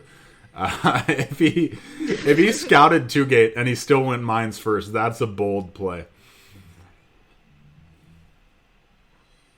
Right, or maybe he just I feel like he had some vision of the amount of unit that Kingpi has. Like, he knows how many units he has at the front, so maybe he even realizes that if he hadn't canceled it, he would have more units there. Right. Ooh, Kingpi going for a double expand. Really greedy play here. Does he even have a robo? I think he's got a robo started at least, but yeah, he does have a robo. But going 1-gate, 3 Nexus is pretty much the epitome of greed in this matchup. Alright, so here we were thinking that he was going to do an aggressive play, but instead... instead we are not. We are going back into a macro game. Is he going fact, CC fact? Is there no academy or anything right now? Oh, there is an academy. Oh my gosh. I was going to say, because fact CC... If you go directly into a factory after your command center, it punishes this super hard. I don't know how much the academy plays into it. So I guess we'll just have to find out, though. Alright. Free hit on the Dragoon. I'd just like to remind everybody that mines are free. Mines are free. Imagine living in a world where the best chance to beat your opponent is to make them deal damage to themselves. PvT in a nutshell.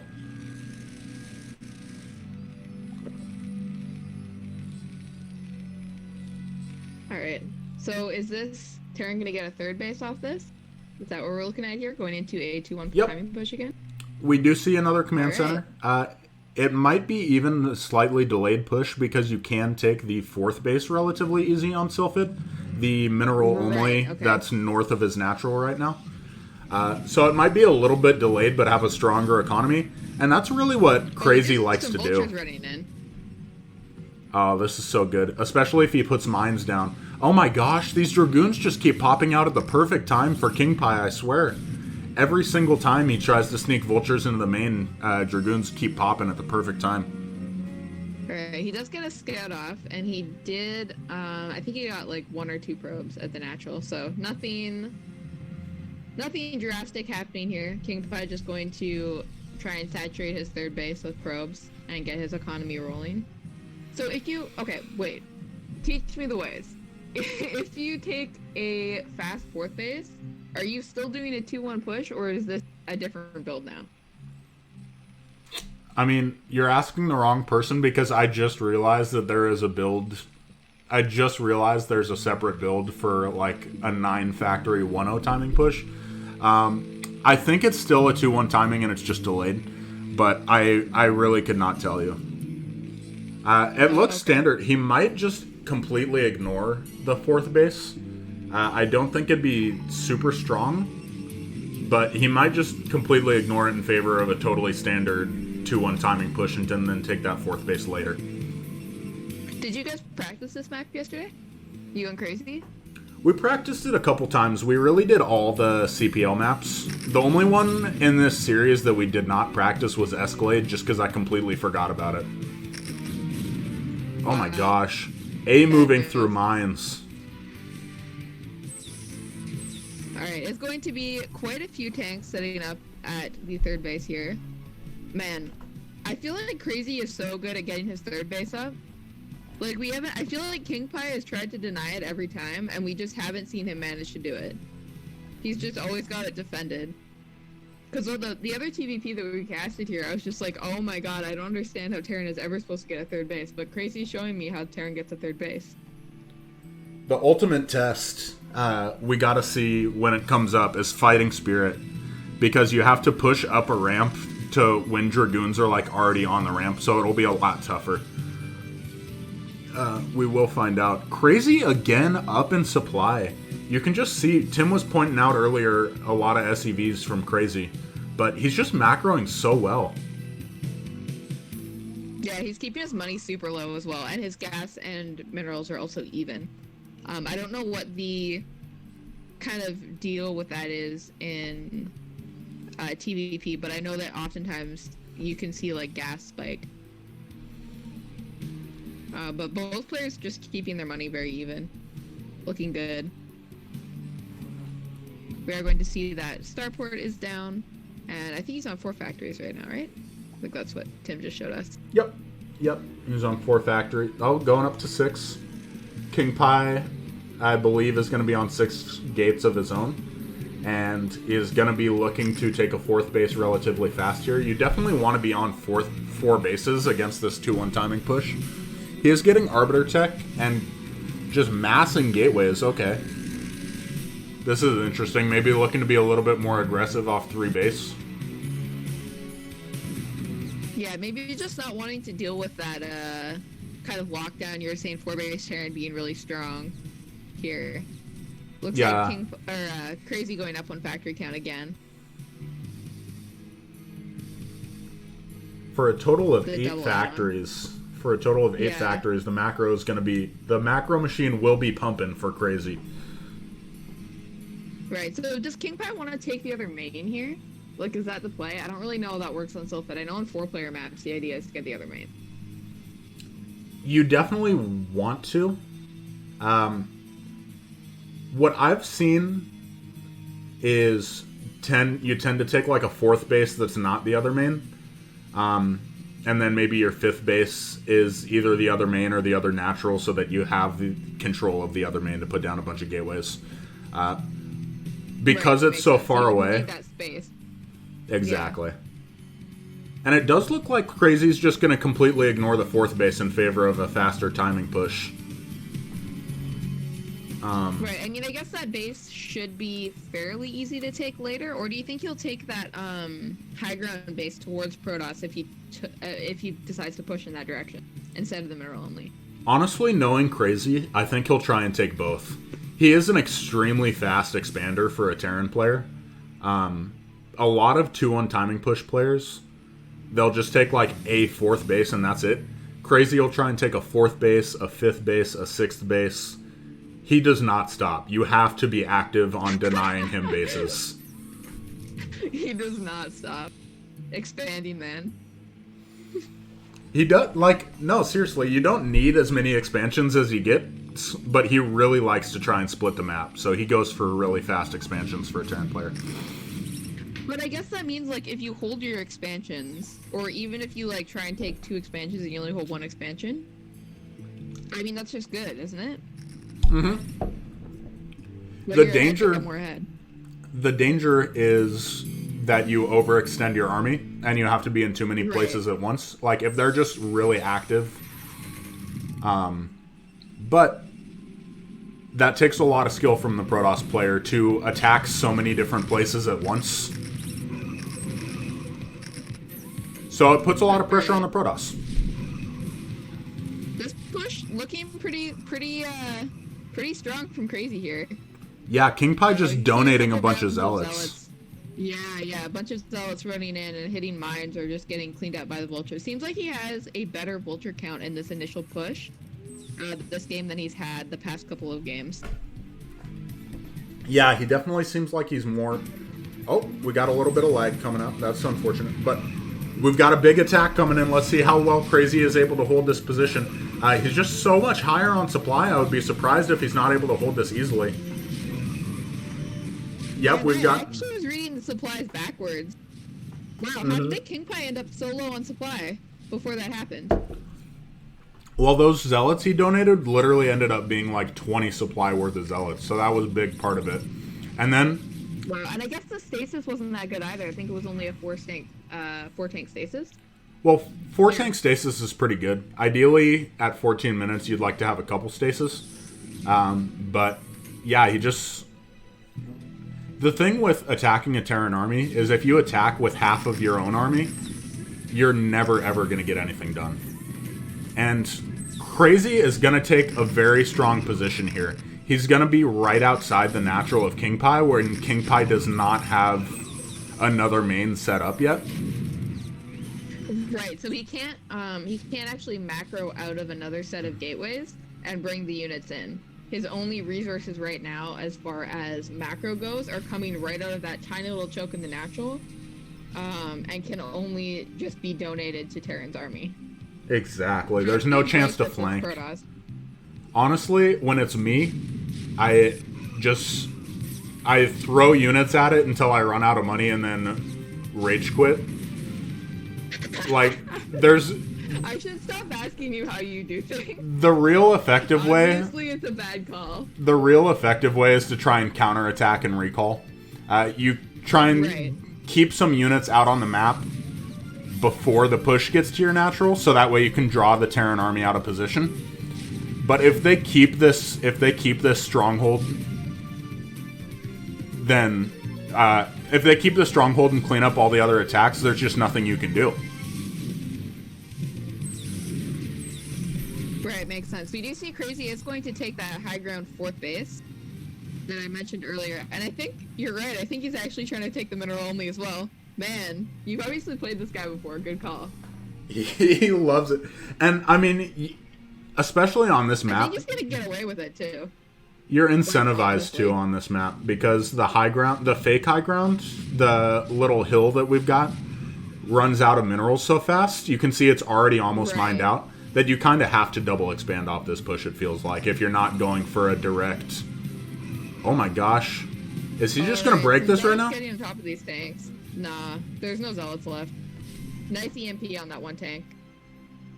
Or defensive matrix. Yeah, sorry. Science vessels only cast one spell, right? And it's a radiate. It's basically the only thing that science vessels are good for. Okay. Alright. Not the greatest. Coming up here and being annoying. But yeah, able to take out the base. Kingpi trying desperately to break out. I don't know if he's got enough units to do it, though. Right. Yeah, still nice D-Matrix on the tank. Yeah, GG coming from Kingpi. And with that, our series is actually tied up 2-2. This is feeling like a super even match. Yeah, this is really good. This is really good. This is one of the best matches that you've put on. Congratulations, Strom. Thank you. I was worried it was going to be a mismatch, so I'm really happy that it seems they're so evenly matched. Thank you. I'm really excited to see more out of Kraazy. Yeah, I know. It's such an interesting style. It seems like he snowballs really well with such a high SEV count. Like, if he gets off a really good first engage, then he just wins. And then if he doesn't get off a first engage, he just seems like he can never really get back to that critical mass. Yeah, I mean, obviously his macro is just super strong. Yeah, his macro extremely strong. Managing to be ahead on supply for a lot of this. In general. Yeah, that's one of the advantages that StarCraft 2 players have coming from StarCraft 2 to Brood War, is that you've already got the mechanics set up. Yeah. Just I've just been noticing, like, not that like APM means anything really, but he is going at like 200 APM for most of the game, which is quite impressive for somebody who's just starting and also just switched races. Yeah, and looks like. Oh, go ahead. No, let's introduce the players first. We're getting right into it, folks. Next game is going to be on Overwatch. Alright, and Game 5 on Overwatch, we're going to have IRK's Kingpi in the upper left in the gray. And in the bottom right, we have Kraazy, our Terran player, in the green. And they are currently tied up 2-2 in this best of 9 series. You tried to say like 2 things and I cut you off. So why don't you just like talk? Well, now I got distracted. Here's the thing. Did Kingpi just switch colors right now? Because if he did, that's a least strategy. If you switch colors when you lose, that's a patented me strategy. I know he wasn't playing as gray before, but I don't know if he picked the same color consistently for all the previous games. I don't remember. Right. Okay. He's been on random. Okay. Thank you, Tim. So I feel less good about it, but what was I going to say? Were you going to give a shout out? It seemed like you were going to give a shout out because someone else hosted us. I'm not sure if that's true. And then you started talking about something else that I don't remember. Oh, I was going to say thank you to all the people that have followed us. If you want to continue seeing this CPL Apocalypse show match, we will continue putting them on. We've got more in the works. Strom has been awesome at organizing these and putting on a show for everybody. So, just if you have any feedback, let us know. Our DMs are always open. We'd be happy to hear from you. Yeah, and also we do have a Team Liquid thread made now by the lovely Art of Turtle, who was just in the chat a second ago. Maybe he'll link it for you if you ask him really nicely. And I am working with him to keep that updated with like the next couple of matches that are coming up. Because we want to keep doing these while we're all, surviving the apocalypse. Might as well have show matches to make it more comfortable. We've got a question. Go for it. Yeah, I was going to say that. I was going to say the same thing. Oh my gosh. Okay, you take it. Hive mind. Oh, we were going to... Okay, we have 40 asking, was it Kraazy that switched race? What race did they used to play? Kraazy did switch race. I believe he was a Protoss player before he switched. Yeah, he was a Protoss player. Like I said, he's relatively new to the game. We've got another 2-gate, by the way, a 10-15 gate from Kingpi, which is an extremely aggressive 2-gate. We'll see if he does not cancel the gateway this time. Yeah, he was just trying to figure out what race he really wanted to play, and I think he found his Brood War love with Terran. Right, yeah. I mean, his style definitely seems to suit Terran. Like, he definitely seems to play a very Terran style, He seems to like his big push, and he seems really good at getting those bases up. Yeah, he seems really good at taking advantage of when he is ahead. Like, it seems like with Terran, there's very distinctive points when you can do things and when you have to just sit back and defend, especially in this matchup.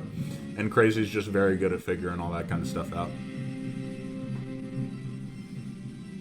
Alright. So with this is the real 10-15 aggressive gate play by Kingpi, and it was scouted. So does the play here from Terran is to get siege really fast? Is that the same build that we were going to see on the last map? Yeah, that's the same build. He does see that the gateway finished, so there's no chance of shenanigans for Kingpi here. So I would expect to see a very fast siege, possibly a complete wall off at the front with an engineering bay is a popular choice, because then that just completely takes off the chance that they try and DT rush you and send like 5 DTs running past the wall.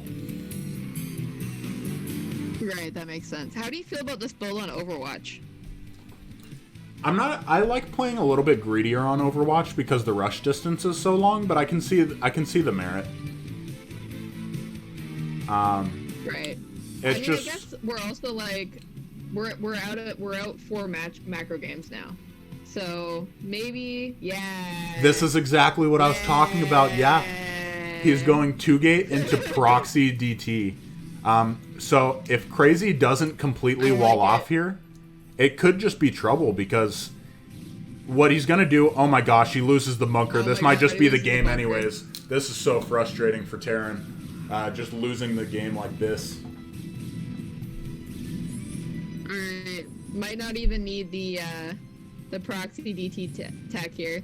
We do have a very aggressive build coming out from Protoss. 1 tank is going to come out in siege. We'll see if he is able to push these Dragoons back, but he has lost a ton of SCVs so far. And we do have that proxy DT tech coming up. And I don't think Terran is any the wiser. And he's going to lose his barracks. Everything kind of going wrong for Kraazy here. If he doesn't immediately lose the game right here, he's definitely going to lose to the DT follow-up. Tank's pretty good, but unfortunately tanks cannot fire at that which they cannot see. Wiser words you've never spoken, my friend. DTs are such a good unit, man. I don't know. It looks like he's trying to get the engineering bay up, but Kingpi doing such a good job at just continuing to snipe the SEVs that try and work on the engineering bay. Kraazy really going to have to move his tanks up farther. And the farther up you move your tanks, the scarier it is. They get put in a position where they might get picked off. Right, yeah, I mean... Okay, it does have 3 tanks out now with Siege. 2 DTs coming across the map. Does snipe the SCV on the engineering bay again. There's just no detection chance. out for Terran. There's no chance here. No wall and no detection, so it feels like the DTs are just game. Oh my gosh. Brutality. As we were talking these guys up as honorable macro players, the DT's coming in. Oh my gosh. The only chance, can he... Okay, Kraazy just GG's out. I was going to say something about attacking his own tanks to try and splash damage it, but not going to happen.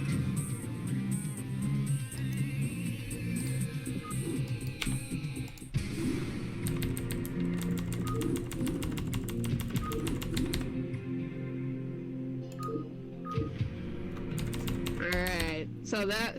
Our first aggressive game so far. And we do have a 3-2 lead for Kingpi now. In this best of 9 series. Yeah, like we said, very even series, but aggressive play coming out from Kingpi and working very well for him. So we'll see if he continues to pull a little bit dirty stuff out like that in the future. Yeah, I feel like he might, to be honest. I mean, it's starting to get into... If they keep playing macro games, they're going to get really tired. So, I feel like we might see some more unique strategies coming out here. Yeah, we'll see how it goes. Escalade, our 6th map. Coming right at you. We do have our Terran player Kraazy in the bottom left. And our Protoss player, IRK's Kingpi, in the bottom right, in a beautiful magenta Protoss color. It's you that really likes magenta on Protoss, right? I don't think... I'm a big fan of lime on Protoss. It just feels like the most Protoss color to me, to be honest. Right. I've been doing that, really been rocking that bluish gray color that you have for Zerg lately. Oh, that looks good. I've seen that, I think, on you. That looks good. Yeah. Yeah. I'm pretty into it. I like it. I'm just really a primary colors kind of guy, you know? I'm like Terran, blue, Zerg, red, Protoss, green. And I know that's like the most basic... I know that's the most basic thing ever. But it's just what I go for. I don't know. Zerg's purple. That's the real play. That is the power play right there. We've got Kraazy building a supply depot out front, which might signal a Rax expand, which is hilarious. He's dealing with aggression by getting even greedier. He said, "You can't cheese me. I'll go CC first. I dare you to cheese me." Great, good you got that into your system. Now for the next game. Exactly. You will get more SCVs. Exactly. He might even go CC first. He was playing me in our practice games that we were playing yesterday. He went CC first one time, so it's very possible. Yeah, it looks like he's not building his barracks when you would expect, so... Wow, this is hilarious. He says, "Cheese me, I will really eco like this. cheese you." But it's CC first versus Nexus first. This is insane. What is happening? They're both like, oh yeah, that was really fun. Okay, now back to macro games. Oh my gosh, that's absurd. This is so funny, folks. Yeah. All right, so okay, enlighten me. What's better, CC first or Nexus first? I honestly have seen CC first like one time versus Nexus first. And I think Nexus first is a lot stronger because for this simple reason. If you scout CC first, you can go Nexus first into one gate into taking your third base. Whereas the same option just does not appear for Terran. Like, you can't take your third base that greedily. What if he cross scouts and doesn't scout CC first? What then? I mean, 'Cause he's that's gonna what we're know. seeing. He's gonna know something's up. Oh, he's going for 2 gateways. So yeah, never mind. Well, he doesn't know. He doesn't know. He He doesn't see know. anything from Terran. He has no idea. He's cross scouted, which means he might have a build prepared for a close spawn on this map. This, by the way, is a ladder map, so both players, like both of these players are in CPL, so they should have been playing all of these maps. But Escalade is also on ladder, so I think they probably both know it pretty well. Does seem like it's a difficult map for Terran to get a third and a fourth base on, because of that high ground that's between the natural and the third base. That Protoss, like if Protoss gets up there and starts controlling it, can be really difficult.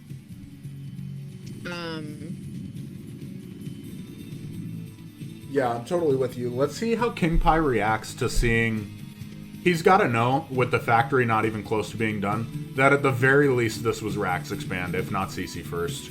So we'll see how he reacts to it, because in both cases you can be really greedy in response. It does pick off that probe, so that is the end of the scouting information for Kingpi. Going for a really fast Can't remember second what I was gas. saying. Oh, I was gonna say, I guess we're gonna see how our like master expander Terran does on this map, which seems more difficult to expand on. Yeah, for sure. I mean, Sorry, I just wanted to finish my thought. no, you're totally good. I agree.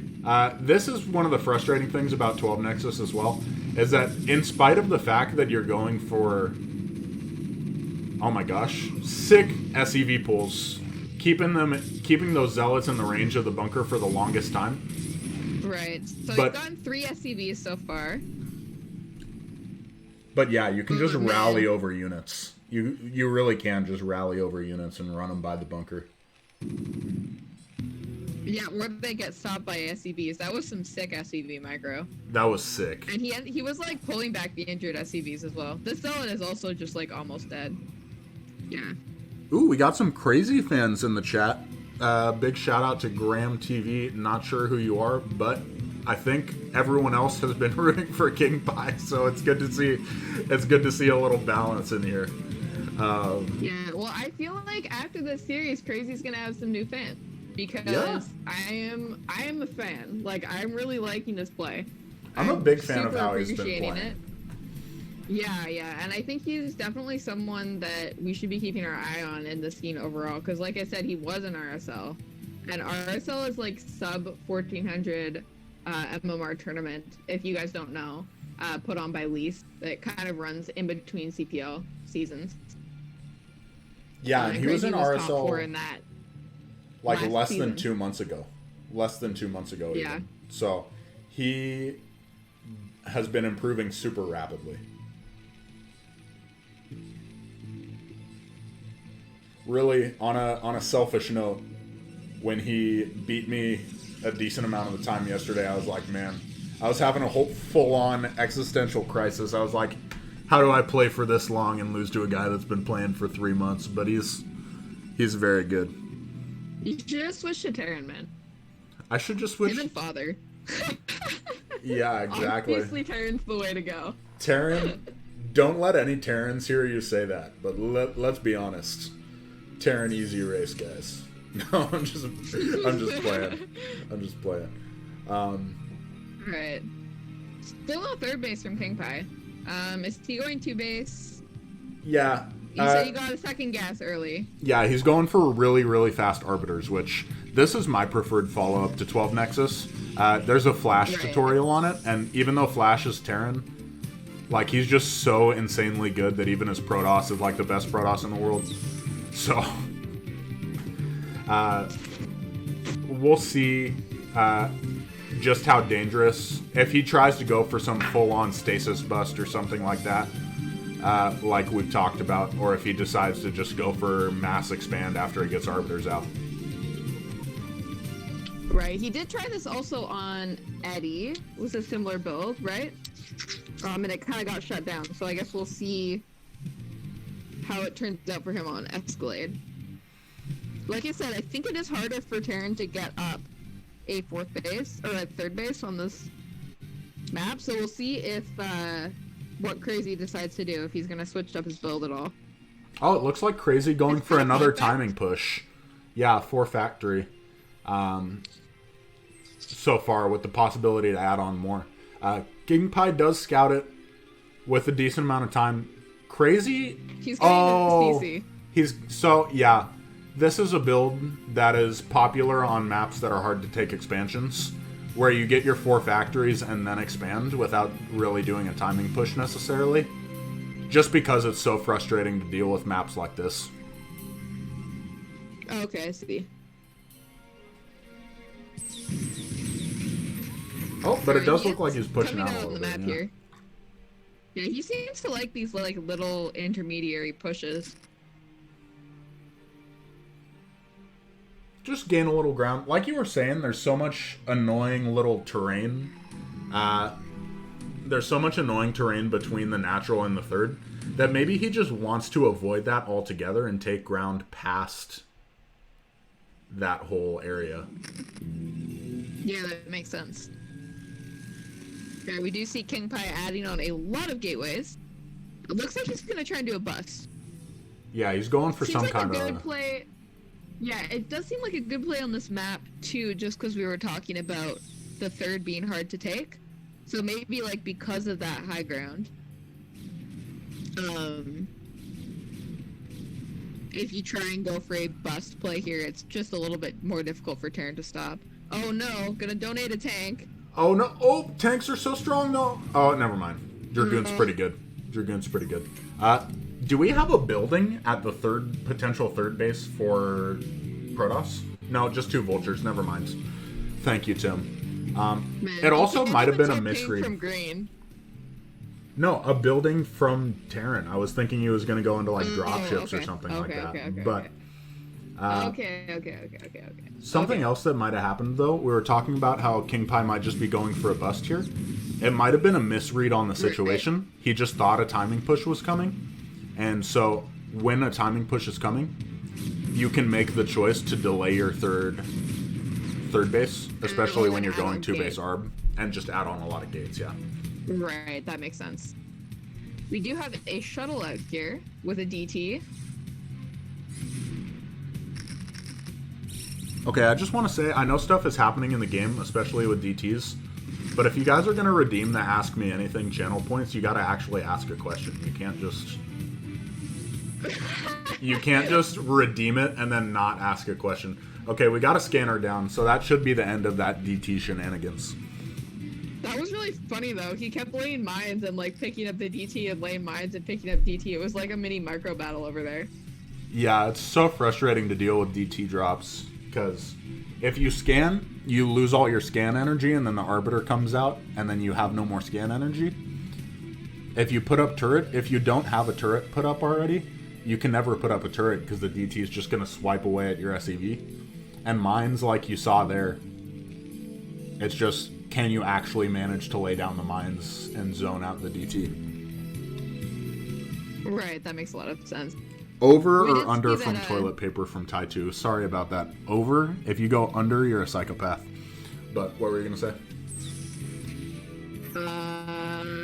No idea. Continue. You have another question in the chat. Is iceberg lettuce a garbage vegetable? Iceberg lettuce is like top tier lettuce, man. What are you talking about? If you're gonna talk about garbage vegetables, it's gotta be like Brussels sprouts or something like that. Hey, Brussels sprouts are really good. Brussels.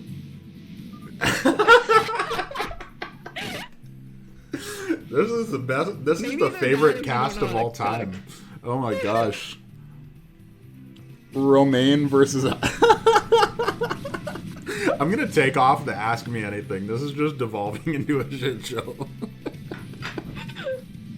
Guys, keep your questions. Make sure, because we are gonna have an interview with the winner of the series afterwards.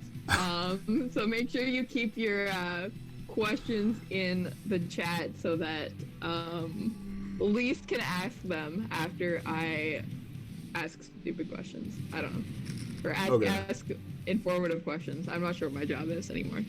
It doesn't matter. It's all about the entertainment. We don't need to inform anybody anything. Yeah, it's true. They all know more about what's going on than I do, anyways. Well, what's your favorite StarCraft unit? That's a good Definitely question. DT, as shown. I'm not on camera now. My dad's back here trying to get on camera, but we're not on camera. Sorry, folks. Definitely DT, as shown by my Templar Archives logo, drawn by the talented Stromkarlen.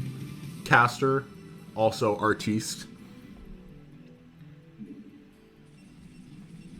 I gotta make you a new icon. I don't know. I feel like still it's a giving you the classic. button. It is Oh, a this is classic. so I can annoying. make it digitized though. You hate to see it, says Tim. Yeah, this is so frustrating when probes get stuck in your gateways like this. You're just trying to transfer them. You're just trying to take another base, and you have to spam click 300 times. Is it worth destroying the gateway? I guess that's a lot of probes. Yeah, that's a lot of probes. Okay, in the future, Strom, this is actually for you, I think, because you're our interviewer.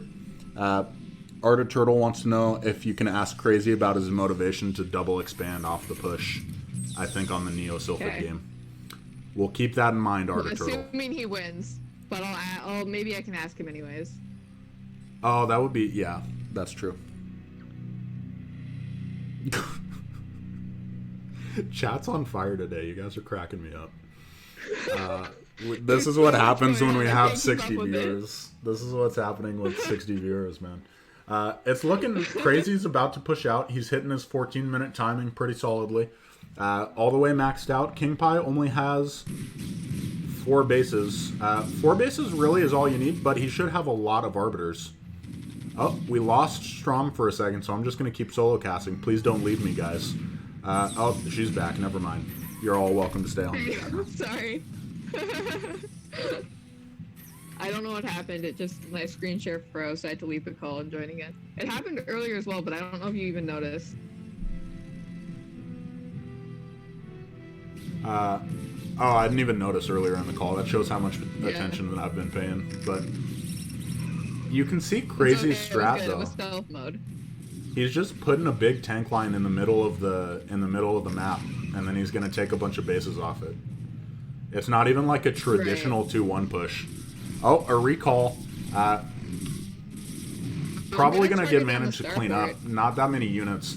This is actually really nice. Starport is one of the more valuable buildings you can target down.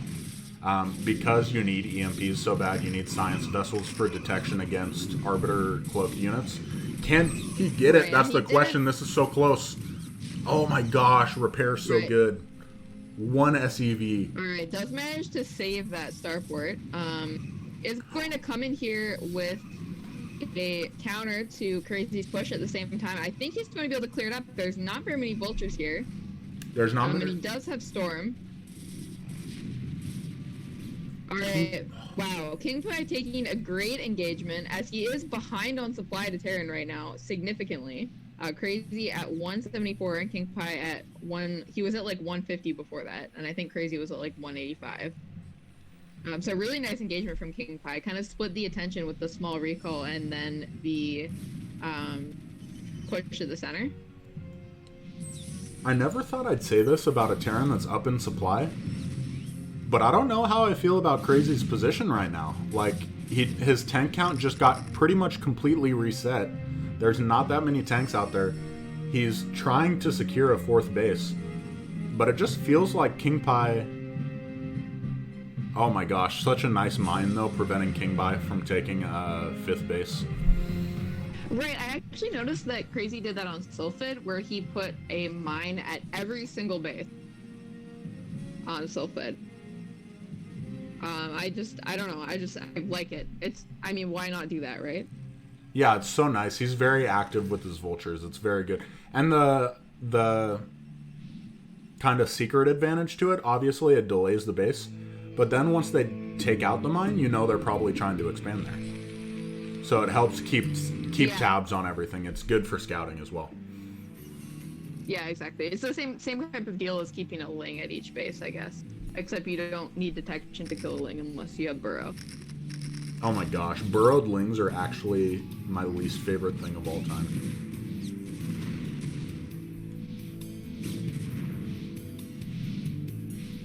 Somebody answered, "How are you keeping your sanity in these times?" Or asked, sorry, not answered. And my answer is that I'm not. Yeah, it is. It has been quite the ride over these last couple weeks, man. Quarantine taking its toll on us all, but doing this has definitely helped. I don't know about you guys. I've definitely been enjoying these matches a lot. It's really great to have so many games by a couple players. I feel like I'm really getting to know people's styles really well, and I think it's also good, especially for tier 1 and tier 0 players, to have incentive to prep 9 map. I've been getting some good feedback on that as well. So We're Vulture's gonna coming have in, Kingpi. Yeah. not managing to do much against a bunch of cannons. All right. We do have both players pretty much max, and Terran going to take the top left, and looks like he's going to try and go for that split map scenario you were talking about earlier that he likes to go for. I guess we will see if he makes it there on this map. Yeah, especially with how many tanks he lost early on, I think he's kind of like, he's not going to be able to make a super killer death push with Right. only 12 tanks or so. But he will be able to try to get map control with a lot of mines, especially, it feels like Kingpi is expanding fairly slowly. I think he could have more bases by the 19-minute mark. But Right. He did stay on 2 bases for a really long time though at the beginning, if you remember. Oh, He yeah, thought yeah. it was maybe a timing push, or I guess he must have thought it was a timing push because he never came in with a big attack. Alright. Storm does kill one vulture. yeah, Kingpi throwing down another base. Right, just macroing up. We got another macro game coming here on Escalade. These have Definitely been, a couple of macro players. yeah, these guys, with the notable exception of Overwatch, both players The have notable exception. been very interested in just doing their thing, making their units, and then seeing who can control better armies in the late game, who can really macro well, multitask well. Yeah, and they're pretty much going toe-to-toe for that right now. So, definitely, yeah, I don't know. I'm really happy with this matchup. Ooh, we've got our Both arbiters a players little are bit. max. We've got our arbiters a little bit clumped up. Let's see if he can get off a sick EMP. Never mind, he's spreading them out now, seeing if he can't get some stasis off. It looks like. All right, it does seem like the middle. Like I haven't seen a lot of games on Escalade, and I don't think I have it banned on ladder, but I don't play a lot of ladder, and it seems like I just never get it on ladder. Oh, that is a sick turret ring. Yeah, And this is classic also gets crazy. an EMP off. This is classic crazy right here. He's got 40,000 turrets plus a science vessel there just in case. He does not like getting recalled late in the game. That's like go home. Get Please out of go here. home. Get out of here. I have many turrets, and also I'm EMPing your arbiter. Go home. No, not today. Oh my gosh. It just... The bigger Kraazy's bank gets, the more worried I get for Kingpi. Like, Protoss is supposed to have a big Right. bank in this matchup, but Terran... If Terran gets up to 5k, 8k supply, that's Oprah money. That's more money than you can spend. I mean, Oprah's not even the right... That's like Jeff Bezos money in terms of... in terms of Terran. Yeah, I mean, I feel like the kind of like we've been seeing, maybe this map has a little bit of an edge for Protoss because it's difficult for Terran to take bases. Well, Terran Oh. has bases now, although I think we are going to see a recall up here. What is he doing? Does Or he not maybe have it's just a scouting. Oh, there we go. a scouting Oh, arbiter? recalls. Yeah, scouting arbiter. does recall 2 other arbiters with this push, so I guess the point of that is that he can recall the units back out. Is that the deal? He might be going for a double recall where he recalls more units back in. It does look like that's the plan. And this is why it's so tough to try and split the map against Protoss, is because of recalls.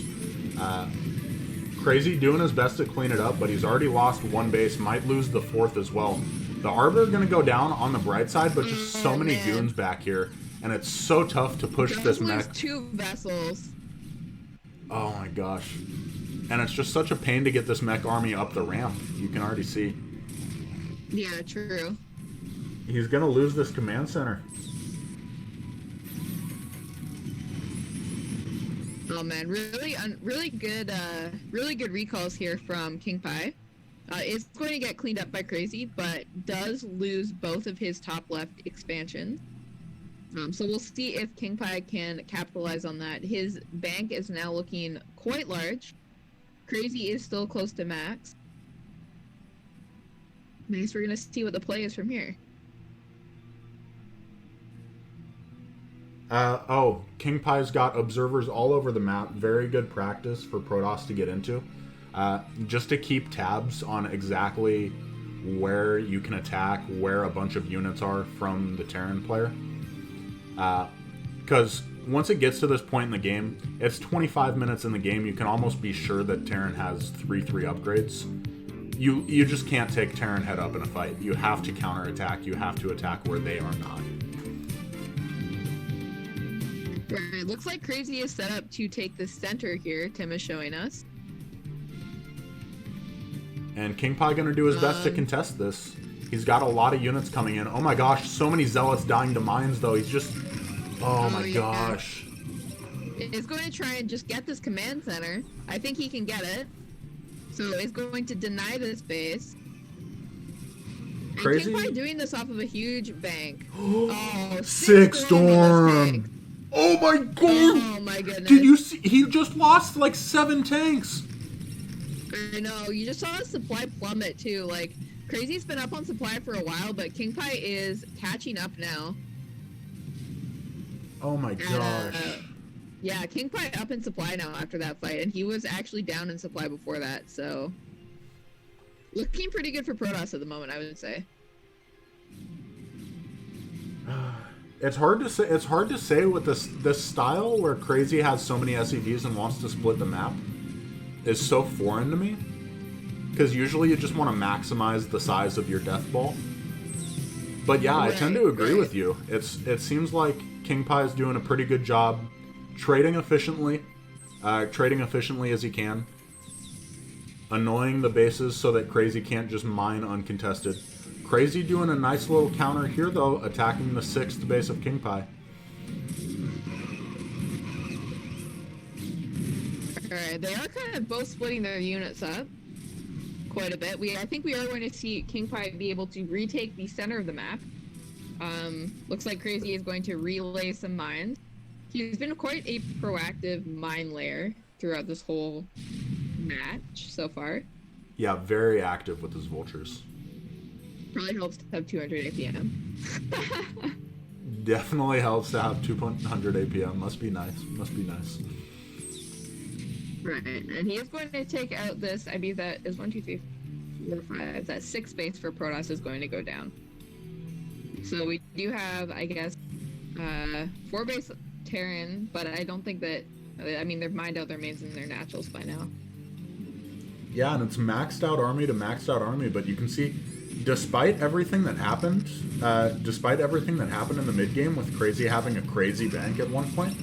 Wow, I did not intend to do that. But he's all out of money. He's all out of money, and Kingpi has continued to bank up. So this is looking increasingly good for Protoss right now. Yeah, this is looking really strong. I mean, Kraazy is barely mining right now. And even though he does have a strong supply, Protoss denying top left with some recalls is just looking super strong to me. Yeah, and oh my gosh, he just recalled only zealots to deny the tanks getting up the ramp. That's so strong. And GG is called from Kraazy. All right. So after that game, we do have our Protoss player, IRK's Kingpi, up 4-2 in the series. That was a long macro game.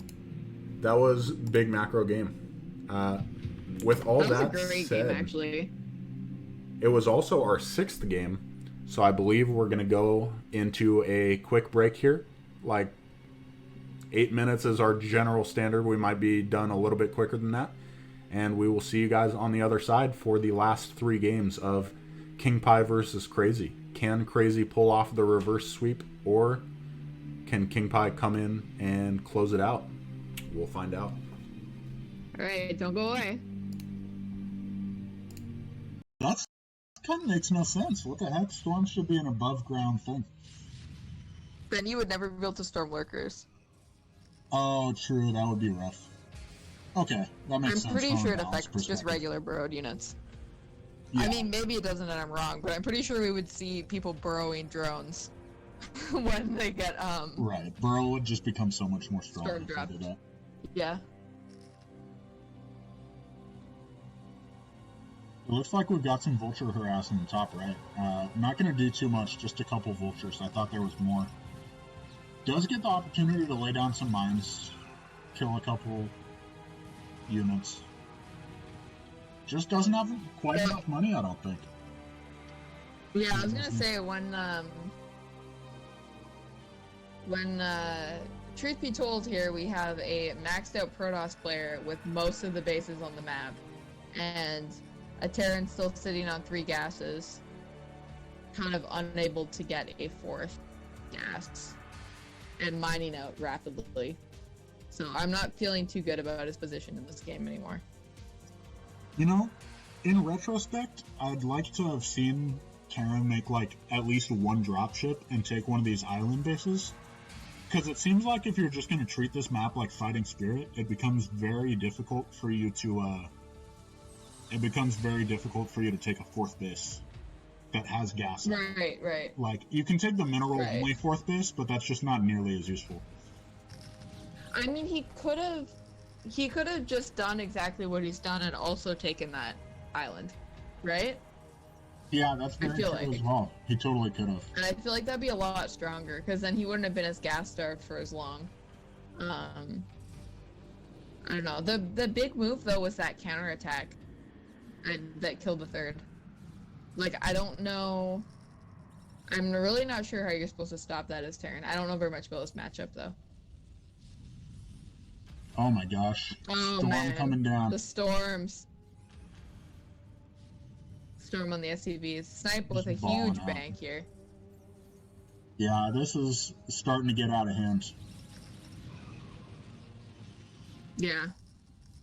We do see he's utilizing Storm. We haven't seen him kind of get to that point in the other games so far. Right. GG is called. And it looks like we've got another push. We've got medics again. Is he going for optical flare just to be a baller? I really want to see some optical flares. That would be hilarious. I mean, we've already seen it. I know, that would be the second time. That would be the second time this series, folks. In case you missed the first game. Okay, pull back. Okay. All right. Reasonable pullback. He picked off a tank and then saved himself from taking too much damage. Does blind the first observer. And this actually... Just being annoying. He's being annoying, but also since observers come out so late with this build, it's a little bit more effective than the first game. Oh, okay. That makes sense. Again, it's still not like game winning or game losing by any means. Like, it's just mildly annoying for the Protoss. But it is slightly more effective.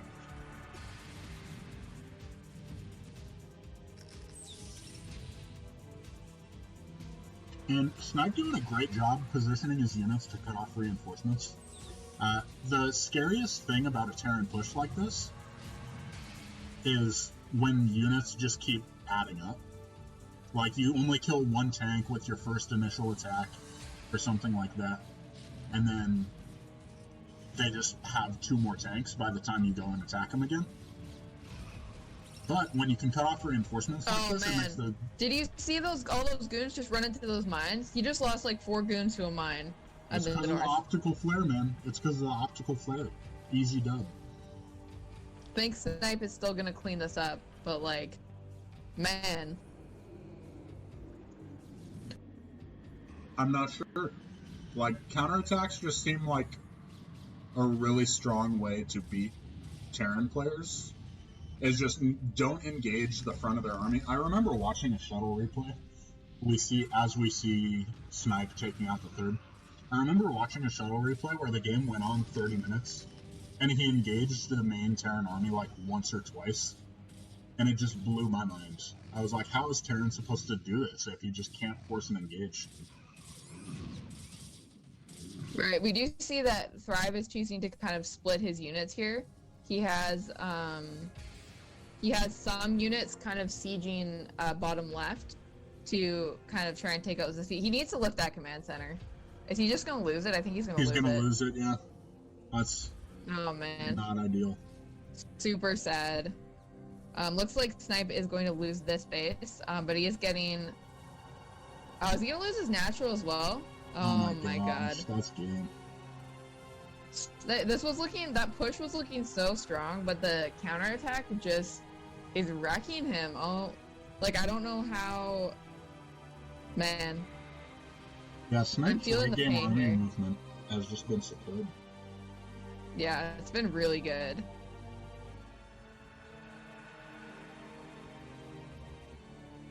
And you can see, if he hadn't had great army movement like that, he would be running out of money right about now. Like, he's not remaxed, and he doesn't have any more bank.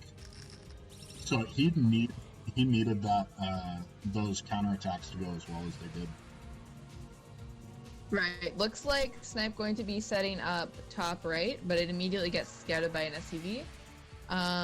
Thrive looks like he might... I'm not sure which base he's planning on trying to take out next. Looks like he is going to be maxed again soon, but he's very low on gas because his 4th base is mineral only, and he has been building a lot of tanks, so he really needs to get that geyser mining again from his 3rd base because he's still only on 2 gas, and actually I guess 1 gas right now because he lost his natural CC as well. Yeah. All right, we're back, folks. We're about to be back. We got everybody ready. Just gonna get the screen share coming from Tim. Yeah, please just finish my sentence. I don't know how to talk words. Okay, there we go.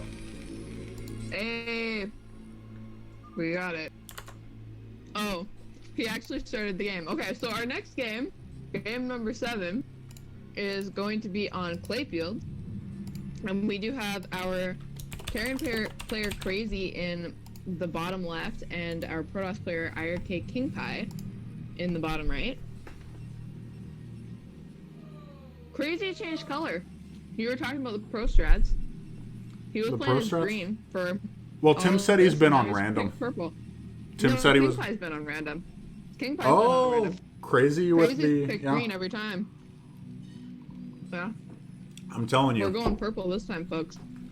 If you switch colors after you lose, you never lose the next game. It's just a fact of life. All right. Well, definitely looking forward to seeing what goes down here. Clayfields, by the way, is a foreign-made map. If you guys have been seeing it around recently, definitely not used in anything too significant, I think, but we did have it on the RSL map pool, which means that Kraazy, who played in last RSL, is familiar with it, probably more so than Kingpi, who has been inactive for a little while. Was Kraazy not, or was Clayfields not in BSL, or am I crazy? Not crazy. I thought it was, but I thought it was Tornado. I might have no idea what I'm talking about, folks. Don't quote me. I have no idea what I'm talking about either. I don't know. Maybe it was, but I don't think either of these players played in that either. I think Kingpi should be fairly unfamiliar with this map. I mean, obviously he's been playing lately, and he's been practicing with the CPL team. So I'm sure he knows. I mean, it's pretty similar to Circuit Breakers as far as like general layout goes. All right. We should really Do you have think we're gonna see anything cheeky on this map? We should have what? We should really have a Discord, man. Everyone, I guess CPL is our Discord. Never mind. What I was gonna say, we gotta have a place to put the. Once I actually figure out how the heck to get PayPal linked, we gotta have a place for the donations We to have roll our own in. casting. Yeah. We're gonna get you like a 300. We're gonna get you a new mic and a new computer with all the donations that come out of the pity of your mic. Nah, I'm good casting on my phone. It's great. I'm Don't worry good about casting me. on my phone. I'm fine. Guys, feel the pain coming from Strom right now. She's literally casting on her phone. It's actually fine. I do wish that I could have gotten my computer to work because I got it to work last time. Looks like this probe scout is going to get through. Not for long, though. Scout. That Marine takes it right down. Yeah, I wonder if we're going to see a 2-fact ever from Kraazy.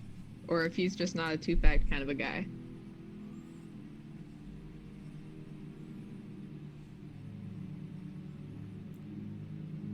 Yeah, I know. I feel like the thing that's tough is Kingpi has mixed in just enough amount of different builds that it's hard to say that you're going to get a free win. Like, 2-fact is Right. only good against 1 gate expand. If you go 2 gate, it's really bad.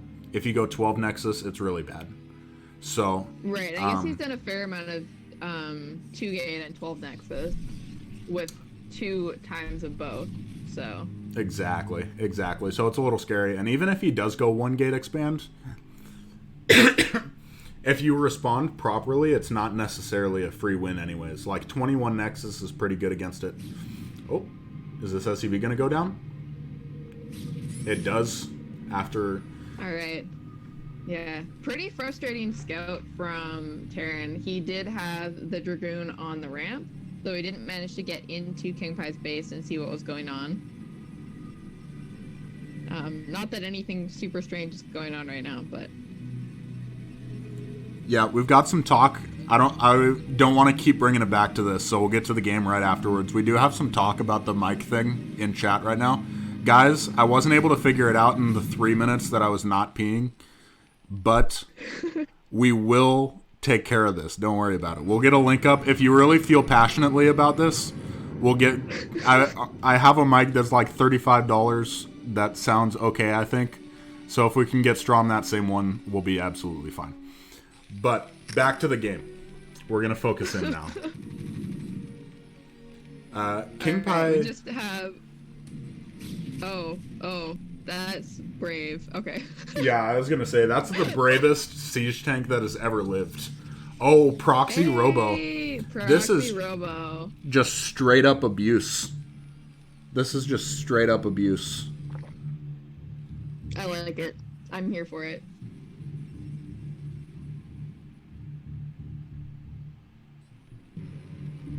Alright, so this is just Proxy Reaver, right? Yeah, this is Proxy. You never see anything else from this. Like, it would be So, way too much what- money to get DT drops from this. Right. What is the... what's the advantage of going Proxy Reaver instead of just Reaver? Is it just that much faster? Just simply that it shows up that much faster. Yeah, they don't expect it. Right. But you can see Kraazy going for drops. In my experience, this is really good against Reaver play because you can just make a Wraith afterwards and then the shuttle dies. So this actually, unwittingly, might be a little bit of a hard counter from Kraazy. This is the kind of aggression I was talking about. He was starting to drop me like every other game when we were playing last night, and it's just so frustrating to deal with. Plus, it negates Reaver play. I went 1-base Reaver a couple times. my God, he's just going to scout it right immediately. away. He's so good. All right, so I actually wasn't watching him on the mini map, but I'm assuming he saw that immediately. And I guess the play here is to just get a Wraith after this, right? Yeah, that's the... And then, just like that, your investment is totally worthless. Like, the Reaver's not going to get any damage done, and you're going to lose so many... you're going to lose so many probes here because the Dragoons are slightly out of position. Oh my gosh, Right, this is tilting me just watching this. This is actually so frustrating just to watch. Alright, some sick vulture play by Kraazy. Nice mines laying right by the gateways here. Kingpi did pull his probes to his natural, but he is just delaying mining in the main for a significant period of time here. And even though those vultures went over the proxy tech, I actually don't think that Kingpi saw it. Oh no. Oh no. Okay, much better. Please, yeah, I was gonna say, please don't lose the Wraith. Oh my gosh. Okay, can he even kill this shuttle in time? He does know that it's coming, which is really the important part. He has anti-air. He's got a tank following this. Oh my gosh. He didn't pull any SCVs, though. Can this Reaver just get an insane amount of kills? 4 kills from the Reaver. He gets the tank. That's huge. 14 kills! Oh my god. That was ridiculous. That scarab was insane. That was the greatest scarab in the history of scarabs. That was ridiculous. That was so many SCVs. Kingpi's got to be feeling great after that. Like, even after the tech got scouted and, like, countered with the Wraith, like, that was completely worth it for Kingpi. It doesn't even matter that the vultures got in his base. There's, like, 6 SCVs in the main base of Kraazy. That was so many SCVs. Oh he should have pulled those to the natural, right? That was the greatest SCV ever. Yeah, he definitely should have pulled those to the natural. I think with the Wraith and with the tank and vulture following, he was just so confident that he could take care of things. He needs to repair the Wraith. Oh, not in time. God. He does end up losing it. Let's see if he ends up making another one. Alright, everything kind of going wrong here for Kraazy after a very strong scout of the opening. Oh, man. That just shows so much of Brood War in general, but especially Terran, depends on execution. Like, you can have the correct counter, but if you don't execute it correctly, it doesn't matter. You can still lose 14 SCVs to a single Reaver.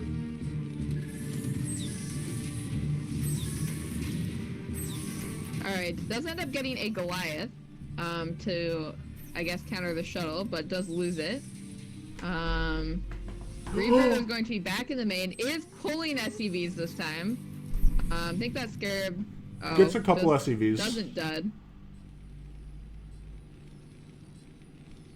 Alright. Kraazy, though, with some sick macro. You can see, despite losing like 10 SCVs, 15 SCVs, he's already back even in supply. Kraazy's just macroing so well. Yeah, we did see that, like, when Kingpi's macroing his Reaver, his money does spike, and Kraazy seems to be able to defend and macro at the same time really well. So I think we're just seeing, like, really strong multitask coming out of our Terran player. He just seems to be able to be everywhere. Yeah, it's very strong, and it'd be super nice if he was able to come take out this proxy robo so that he doesn't have to deal with Reavers anymore.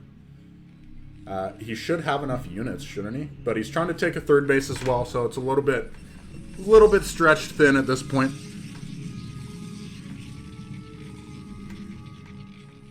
Alright, we hear some scans as Terran's just kind of trying to figure out what Protoss is up to after that tech rush there. I can't believe how many SCVs he got with that Scarab. That's ridiculous. That's so absurd. That's every Protoss's dream Scarab.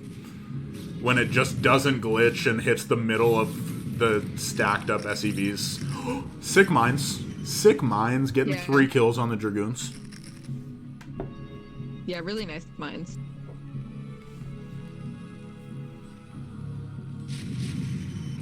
Kingpi trying again to try and deny the third, but not going to be able to do anything about it, just having to pull back after losing a Dragoon or 2.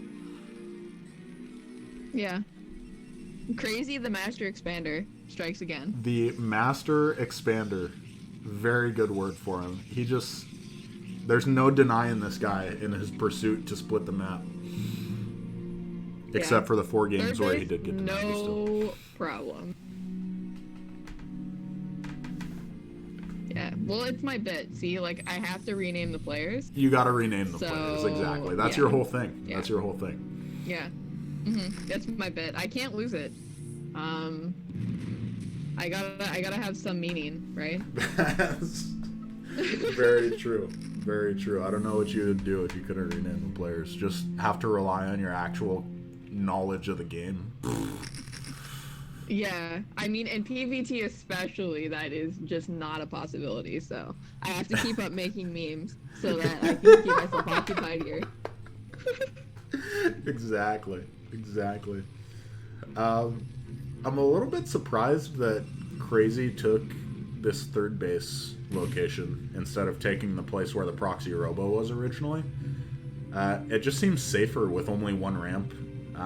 And it's along your push path towards the Protoss. I guess he just didn't want to have to deal with it, maybe? Oh, shuttle coming in. This could be scary for Terran. We do have a turret, but a bunch of Zealots are very scary against tanks. And a Reaver. One Reaver 2 shots tanks, and the Reaver's not taking any damage. So this is going to be really bad for Kraazy unless he can come clean it up right now. He's trying to take out the wall. Looks like I'm speaking too soon about the Master Expander. This is just a really well executed bust attempt from Kingpi. Like, even if he doesn't bust this, which it looks like he's going to, just extremely strong play from Kingpi. Alright, we do see Kraazy is going to lay some mines at the top of the ramp. Going to make it a little bit more difficult to get up there.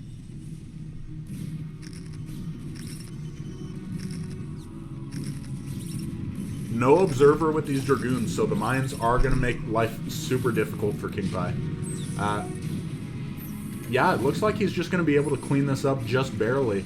Right. It's going to be a little bit Kraazy tougher. ahead on supply. Kraazy ahead 30 How supply. Is he ahead on supply? Kingpi's ahead on supply? Floating so much money trying to make this attack work. I honestly don't know if it's worth it at this point, even if the attack does end up panning out. Just because of how much he's been floating. Dude, if Kraazy just pulled SEVs to deal with these 3 Dragoons, SEVs are absurdly good versus Dragoons. We do have a carrier switch. Oh my gosh, a fleet beacon coming down. Will Kraazy scout it in time? I know, especially for me, like, when there's this much aggression, scouting just goes out the window for me. I hope Kraazy's better. But it's just super tough to be scanning all over the place while you've got an attack going on at your third. Right, okay. So you see Kraazy still coming out of that attack ahead on supply, and I think he actually lost quite a few SCVs there, again. So I'm not sure how, I guess, yeah, Kingpi's just splitting a lot of money. Oh, got a couple units trapped behind a supply depot. That's kind of funny. The unfortunate truth of pathing in Brood War. You know, I've never seen someone be that aggressive while going for a carrier switch. I don't know if that's a thing and I just don't know about it. But it seems like you would want all your units that you could possibly get to try and be defensive so that carriers... Because the thing with carriers is when you have them, they're great, but it takes so long to build up to a critical mass. It takes so long to get up to like 4 or 6 carriers, or well, like 6 or 8 carriers with interceptors, and you just have no units during that entire time. So being aggressive is a funny play. It makes me wonder because, like, I mean, I don't know. It makes me wonder because I feel like Kingpi has been very good at engaging the Terran army. Mm-hmm. So I'm wondering if he can make some magic happen with fewer units. But that being said, Kraazy's macro has been really good. So I guess we're just gonna see what's gonna happen, because I think if he gets that little bit of high ground that Protoss is sitting on right now, oh my gosh, Kingpi might be in a little bit of trouble. Wow. Him showing off the cluster that is mech moving down a ramp. Big L for Kraazy there, and he really, That's actually kind of important. Like, he needs to push now. I know he likes to be less aggressive, but I don't think he scouted this carrier switch. So it's not as if he can just go Goliaths. He's already maxed out. It's not like unless he sacrifices a bunch of units, he can just start building Goliaths right now. Yeah, true. That makes a lot of sense. And Kingpi gonna show the... See... Go for it. Oh, I was just gonna say that there's 2 carriers out, so... Yeah. Same deal as what you were gonna say, except with different words. I still don't think he sees the carriers though, which is the scary thing. Like, every second he just scans it. Can we see if he actually was? Yeah, he's able to see the carriers. So now he's in panic mode. Like, you just got to start spamming Goliaths out of all your factories. Luckily, not a critical mass yet. Not like 6 or 8 of them, like I was talking about, because that would just end the game. But right. So he has to push now because he has to kill Kingpi's army and get in a good position in order to be able to transition from this later, I guess. Yeah, he at least has to do enough damage now that he can equalize going into the later game. It's funny because when you go for carriers, the roles in this matchup kind of switch. The Terran becomes the one that wants to take a lot of bases, and the Protoss is the one with the slow death push army. But since since Kraazy is lower on bases right now, that does not fare well for... Like, imagine if Protoss had 3 bases compared to a Terran 4 base. That's basically what position Kraazy's in right now. Right, and this is so tricky for him too because he's basically maxed. His macro has been so on point, but he just doesn't have any Goliaths. Yeah, he doesn't have anything that can shoot up, and obviously carriers, air units, gonna do a lot of damage. You have to be able to shoot up. You gotta be able to shoot up. This is quality content right here, guys. This is great casting. To be carriers, you have to be able to shoot up. Obviously, carriers, air units. I'm dead. I'm so stupid. Must mean the unit that hits up. Otherwise, not a good time. Not possible to win. Pro tip, guys, if you can't hit the opponent's units, probably not great for you. Especially, see, the key point here is if they can hit your units and you can't hit their units, it's bad. Yeah, I don't know. If it's like Corsairs versus Zerglings. But their units also... Yeah, exactly. Like Corsairs versus Zerglings, that's fine.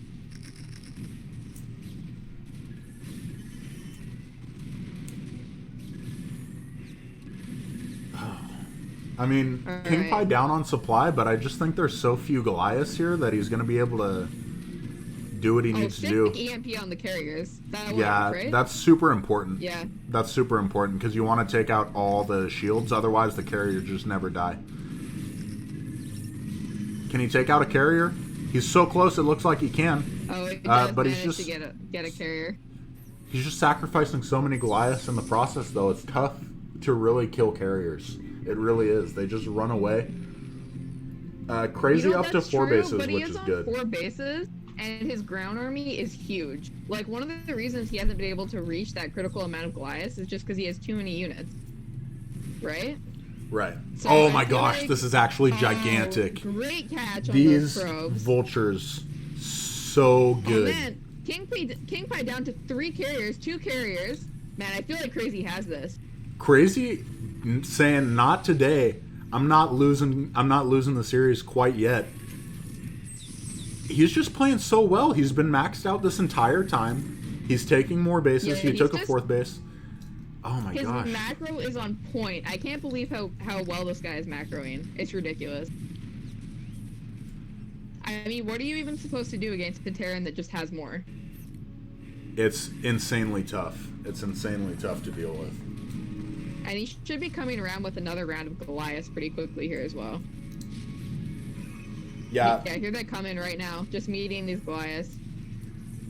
The tough thing now... I think he just killed another carrier, man. Is the carriers have the ridge. Kingpi on 2 carriers.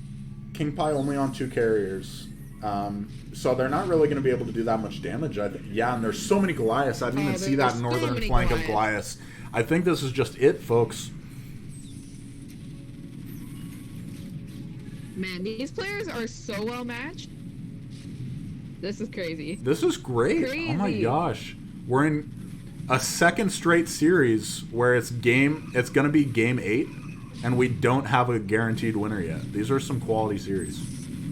And just 3-2, he's been keeping up on his upgrades so well. Upgrades just as important versus carriers as they are versus a Protoss ground army. If you don't have upgraded Goliaths and they have upgraded carriers, you're just going to lose no matter how many Goliaths you have. Alright, so we do have Terran up about 100 supply now, as he is still maxed. And Kingpi trying to desperately to get some gates up in the top right. You literally took the words right out of my mouth, Strom. We're too good at this, man. We're too good at casting. Yeah, we're becoming hive mind here. We're becoming hive mind, exactly. Yeah, Trash but talk. it's just Or so trash talk. like you can't play refugee toss after trying to go carrier. You just can't. It's you don't have the money to spare, and you don't have a big enough ground army. He's only at 85 supply. This game seems really over, folks. Kraazy taking a 5th base. The Kraazy Master expanding. Expander. Yeah, Master Expander over here going to take another base behind this. One ahead to get more ahead. Goliaths. Yeah, it looks like the Goliath catching Gonna some pick damage off on these some carriers. Takes out 2. That's great. I mean, the game's in a really tough spot for Kingpi regardless, but taking out 2 carriers, that's so much money. Yeah, I mean, Terran's still maxed, and Kingpi's bank and his supply just keeps getting smaller, so I'm just really not feeling it. I think this is just kind of the slow bleed out of Protoss here, with both the bottom right and the top right kind of sieged at the bottom of the ramps. Yeah, Kingpi, this is when you know the Protoss is desperate, is when they start making DTs to try and defend their expansion. It's like, they don't have vessels, maybe they won't notice and they will never scan. It's just like, alright, man. That's like when you're Hydra busting somebody and they start making DTs. Yeah, like, exactly. That's when you know it's going bad for you. That's when you know it's going bad for you. Another DT coming out over here. Unfortunately, DTs don't one-shot any of these units, so you are going to get an immediate notification. And, yeah, Kraazy slowly but surely just pushing up. A lot of High Templars coming out, but I don't think they have the energy for Storm quite yet, and Kraazy can just A-move the rest of this army. Alright, we do have a Storm coming out. Looks like Kraazy just doesn't care at all. And I don't really blame him. I think that not even Storm can save him now. Which is crazy, because usually Storm can do it all. But not going to do it this game. Kraazy kind of with the fantasy GG timing right now, I'm not going to lie. I don't know if he realizes how many bases Kraazy has. But there's just no chance. Yeah. Alright, looks like Kraazy is going to go ahead and transfer some SCVs. Try to. They're not going to want to leave. They're doing the, They're doing That's... I wonder how long those have been sitting there. I wonder how long. That's a good point, because this base has actually been done for quite a while. They're just doing a loop. Oh my gosh. GG. Alright, GG is Who called. needs to transfer SEVs anyways? Alright. Alright, we're 4-3. Looks like going into game number 8. What's the map? You know, guys. I don't know. I set the order and then I forget it immediately. Fair enough. I'll check it out. No worries. Tau. Looks like to me Tau Cross. Yeah. Tau Cross is such a weird map. Yeah, I don't really understand it, to be honest with you. It's a flat map, so it does favor some aggression. But it also seems like it's so good for Turtle Terran because you just take bases. There's no high ground that you can take advantage of as a Protoss to try and get favorable trades against a creeping Terran. All right, we are going to go ahead and jump straight into game number 8. Still without a winner of the series. So we do have it 4-3 for Kingpi right now. All right, and going into map number 8 on Tau Cross, we are going to see Kraazy in the upper left and Kingpi in the bottom right. Kraazy with the in-game GLHF saying, no matter what happens, I will be the people's champ with my good manners. Yeah, that's the first time we've seen that all series, isn't it? I think it is. I'm sure they've been saying it in the pregame lobby. In the chat. Yeah. Kingpi, of course, returning the favor. Yeah. Gotta have that GM play. Exactly. If we had someone BM in this series, auto one game loss. No, I'm just playing. I'm just making stuff up. But we haven't had any BM in these series so far. No, everyone's been very good. And I feel like we're not going to. Yeah, everyone's been lovely. Big shout out if you have any other people in the chat that have played one of these best of nines. We super appreciate you taking the time to do that. They've been really fun to cast, really fun to watch, and just great games all around. So, yeah. I feel like it's been a fun project so far. I've definitely enjoyed it. How about you? I've definitely enjoyed it as well. I'm super glad that we ended up doing this. I'm also... It was just kind of on a whim for me. I was like, end of the world. And it's the apocalypse. What if we did an end of the world series in honor of the apocalypse that we are all now experiencing? Seems like a good fit thematically. That's all I'm saying. Big shout out to Strom for sure. Like, if you guys think that I play any part in the organizing and the nuts and bolts of this process, you are sorely mistaken. I definitely am just here to cast and because I have a Twitch channel. So just big shout out for doing all the organizing work and all the tough stuff, getting everybody ready to play and everything.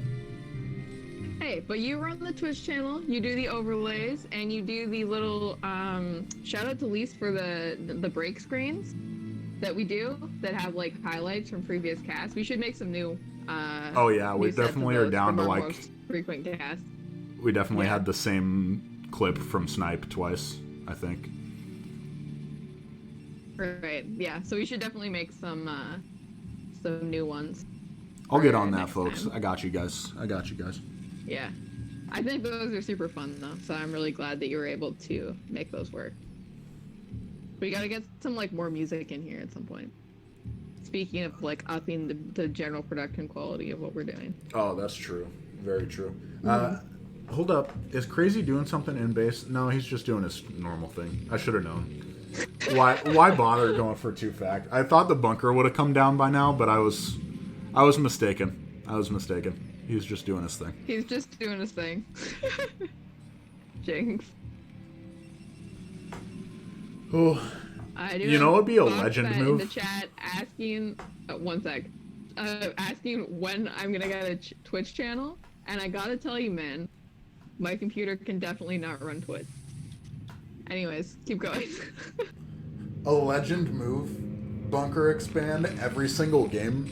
Get to the deciding map on Fighting Spirit on game 9. Assuming Kraazy wins this, and then just 2-fact. That would be hilarious.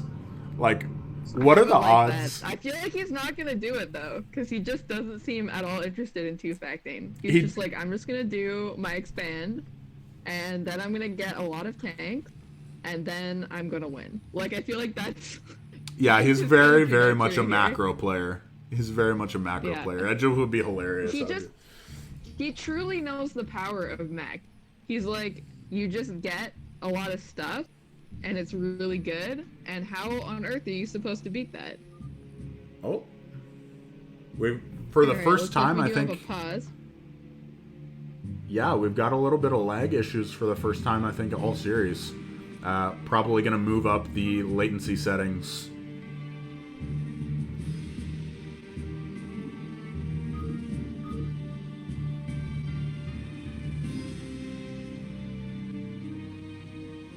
Rip Tim. Oh yeah.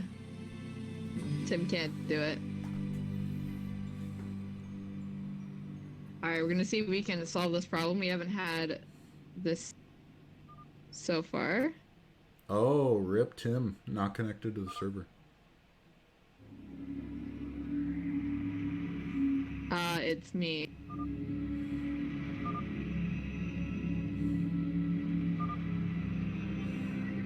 I think we might have to. Do we restart the game? I don't know. We can save. We can save and regame. I think that was a very reasonable. An observer, though? Oh, I'm not sure. I don't think he can rejoin. Oh yeah, let's just see if Tim can resume. Hopefully the game is a little bit better.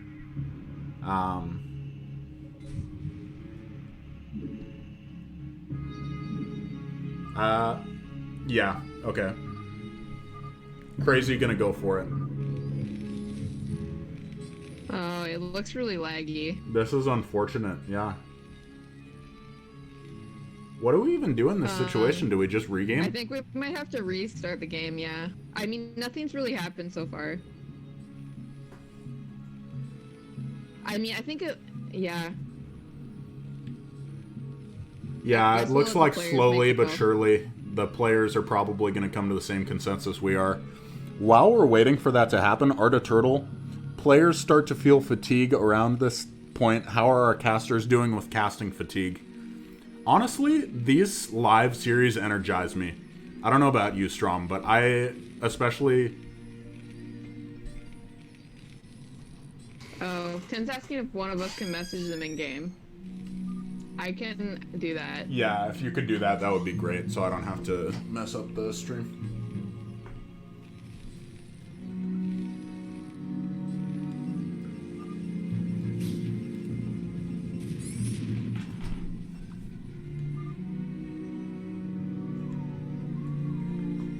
I'm trying. I think we're gonna take care of this, folks. I'm so embarrassed. This never happens. I feel like... It's okay. It's just a technical issue. I'm just logging onto Battle.net right now. I think I have Kingpi.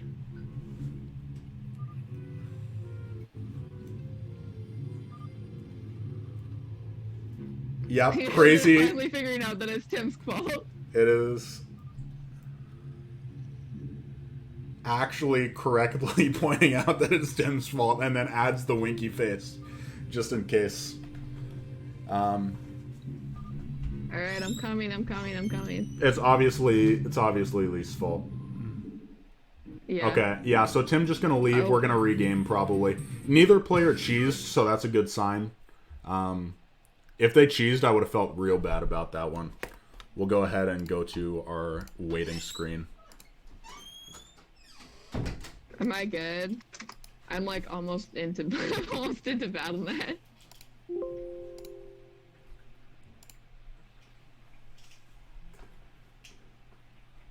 Oh, Did they both make it out? Did they both make it out of the game?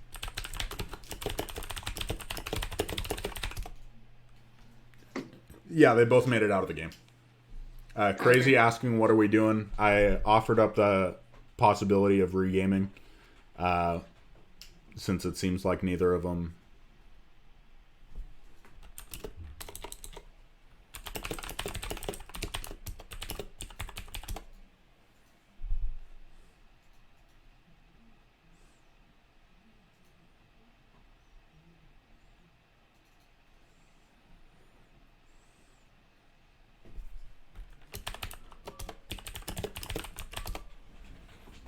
Alright, I'm gonna open your Twitch back up here.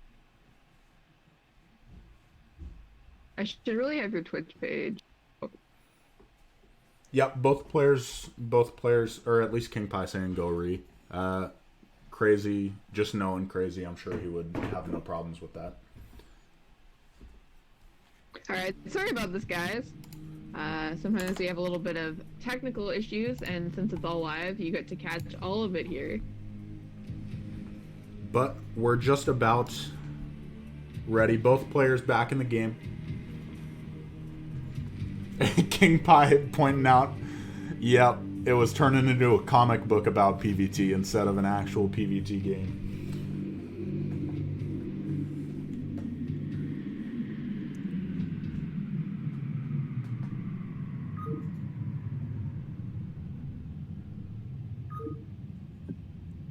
All right, both players ready. So, with all of that being said, we are now going to, for real, jump into our 8th game on Towcross. Think they'll do something different, or you think they're just going to play the same standard opening again? That would be another legend move. If you use the regame as a chance to cheese, like, just go something crazy like 9-9 gate. I would be super impressed if somebody pulls that out. But I think both these players, man, they just seem content getting into their game, getting into a solid mid game, and seeing what happens from there. Yeah. Macro players. Big macro games. All right, we do have Kingpi in the top right and Kraazy in the upper left. Not top left, but upper left. Right, we were talking about caster fatigue, weren't we? I actually find that, like, these live matches that we've been doing they're not too long. Like, I've casted replays before, and when I hit, like, 2 hours into a replay cast, I'm done. Oh, totally. But I think the other thing is that you and I have pretty good chemistry, and I feel like we have a good balance between, like, shit talking and joking around and actually talking about the game, where it doesn't get super tiring. Like, I feel like if you're trying to do just, like, straight only talking about what's in the game for 3 hours, it gets really tiring. But we have a good rapport, and it's live, and I don't have to observe. Like, the game's being observed for us as well, which also helps a lot for fatigue, in my opinion. So you guys just playing games now? Yeah, I totally agree with you. If I had to observe, I don't know if I could. I don't know if I could do it. So big shout out again to Tim. Big shout out to Xeno and Cold Warp Gates, who have been casting previous games. Observing. I can speak You know, English, I would guys. attribute- Believe it or not, it is my native language. You know what? I would attribute that to caster fatigue, except for the fact that you just say wrong words all the time. So Yeah, exactly. It we could be. know that it's just the way that you are, unfortunately. It could just be 5 minutes into a cast. I'll say something wrong. I'll be like, "Oh, well, that's unfortunate." Oh, you consistently say things that are wrong 5 minutes into a cast. Okay. You got me there.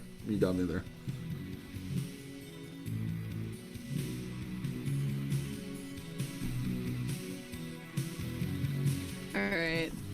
Looks like normal stuff. Yeah, all normal stuff happening. No chop here. We're all keeping it normal. Really are just gonna replay the beginning of the last game. That's too funny. I'll make the same mistake about how I think he's gonna go for a 2-fact, and then he just didn't get his bunker down in time. Tim, you gotta scroll up to make this happen, though. You gotta look at the natural. Oh my gosh, does he not have his bunker down yet? Oh, never mind. There he goes. All right, we're good. We successfully replayed the game, guys. Don't worry about it. Yeah, we have to. Yeah, to make it really work, we have to redo the same casting as well. Exactly. Why are we Otherwise, looking at that part of the map? Wait, what was that? Why did Tim just show us that part of the map?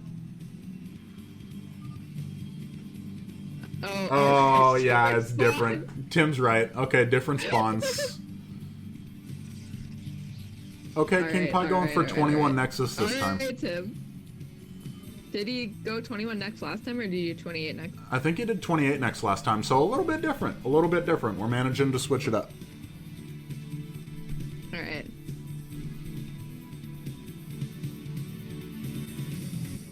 This SEV going to be able to scout it, get in there. Dragoons take 6 shots. Yes, 6 to kill an SEV. So not going to be able to deny too much scouting. Kraazy going to be able to get in here, see everything. Jeez, that's ridiculous. SEVs are bulky, man.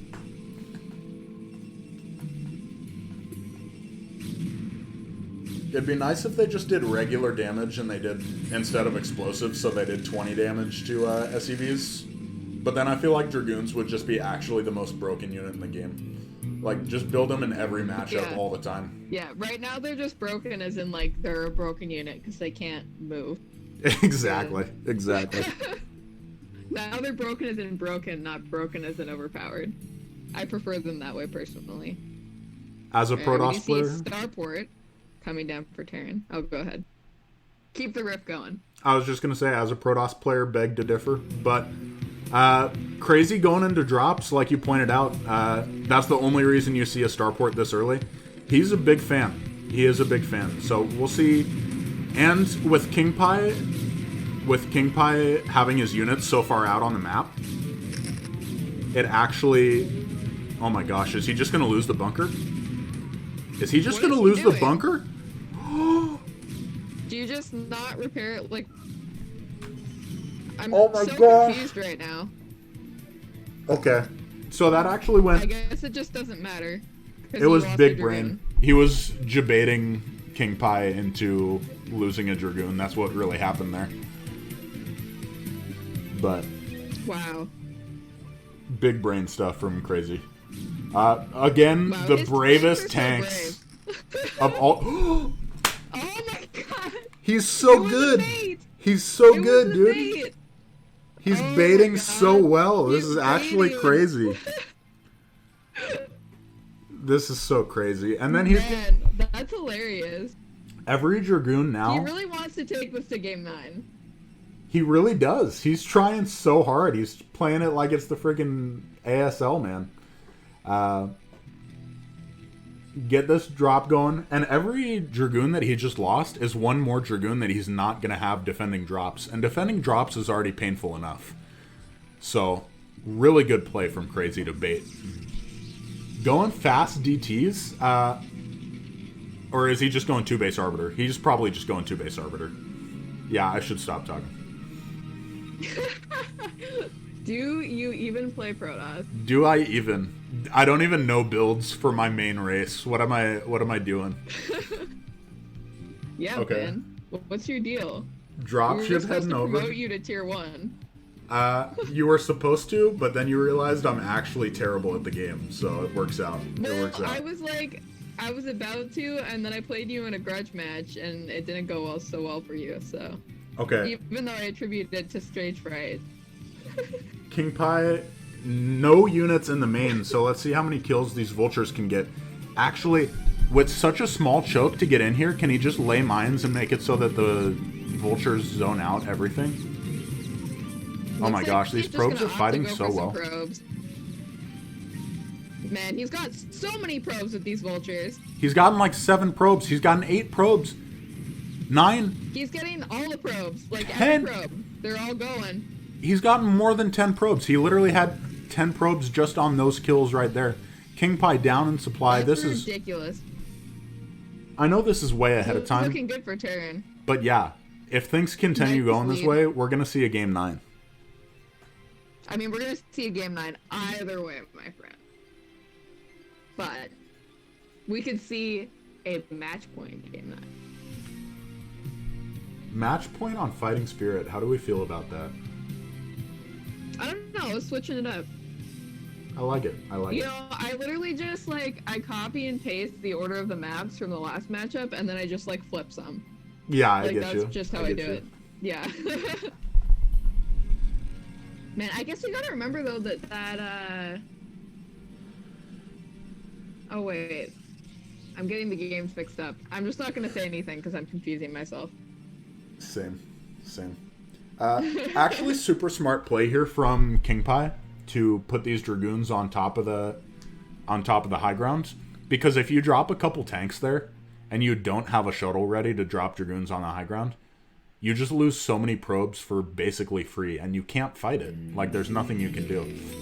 And he knows drop tech is already out. Right. So we are going for a 4-fact off this.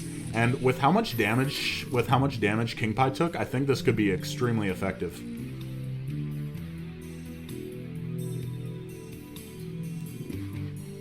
Right. So wait, he's not getting a third base, or he is getting a third base? He's not getting a third base off this. Oh, what? Are you sure? I'm so... Shut up. Oh my gosh. Whatever. The view... Every time I say something wrong... Drinking game. Every time I say something wrong, you gotta drink. Alright. We so badly... Screw you, Tim. Screw you, Tim. Alright, so... I think we just, like, so badly want to,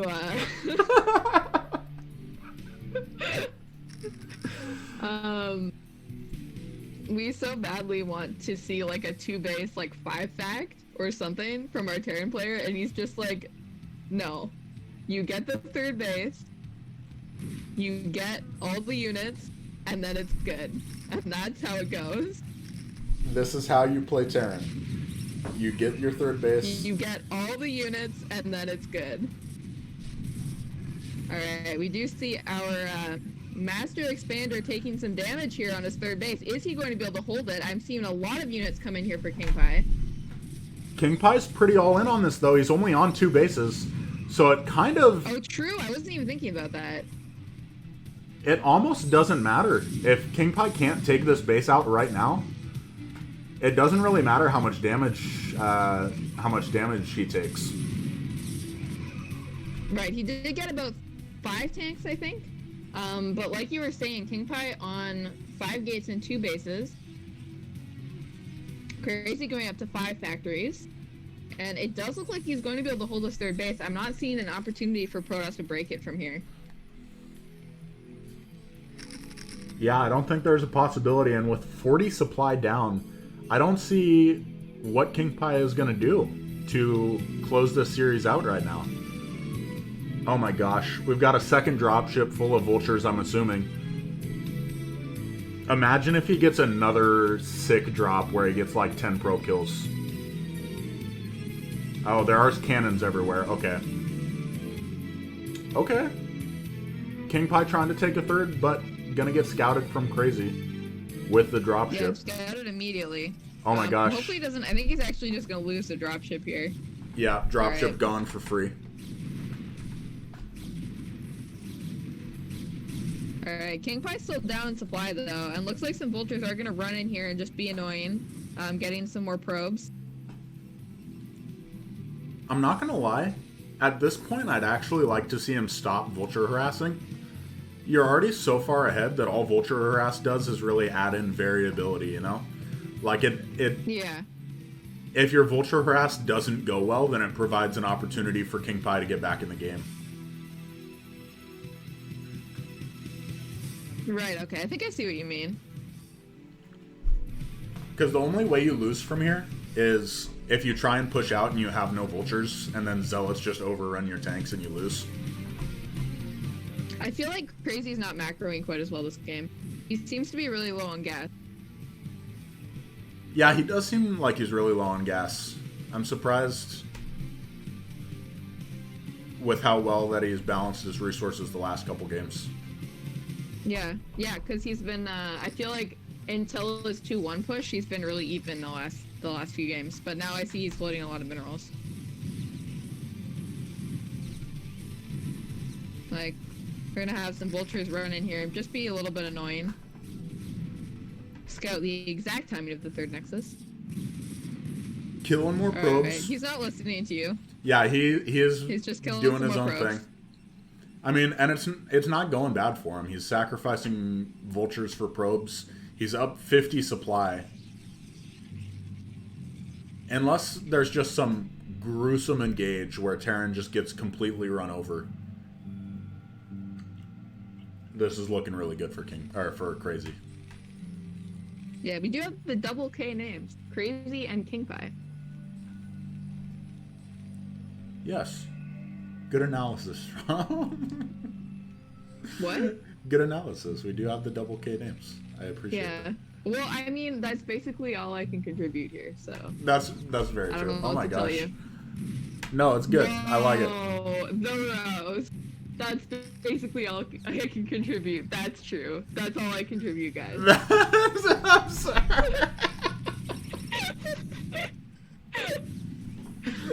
He just agrees with me. He just You agrees think? with me.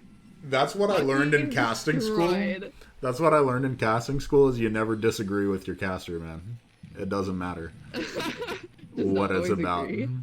Just always agree. All right.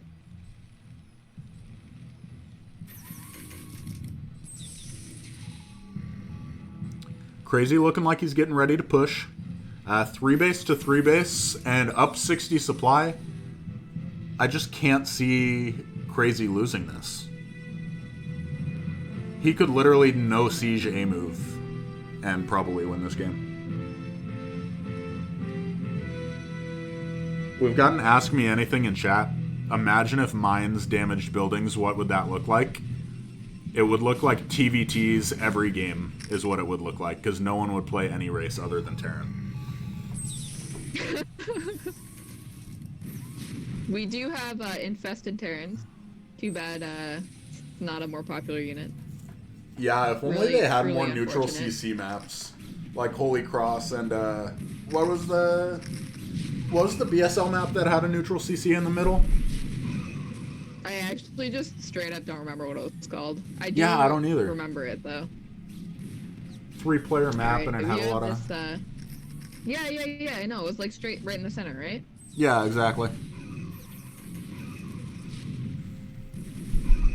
All right, we do have this push coming across from Terran.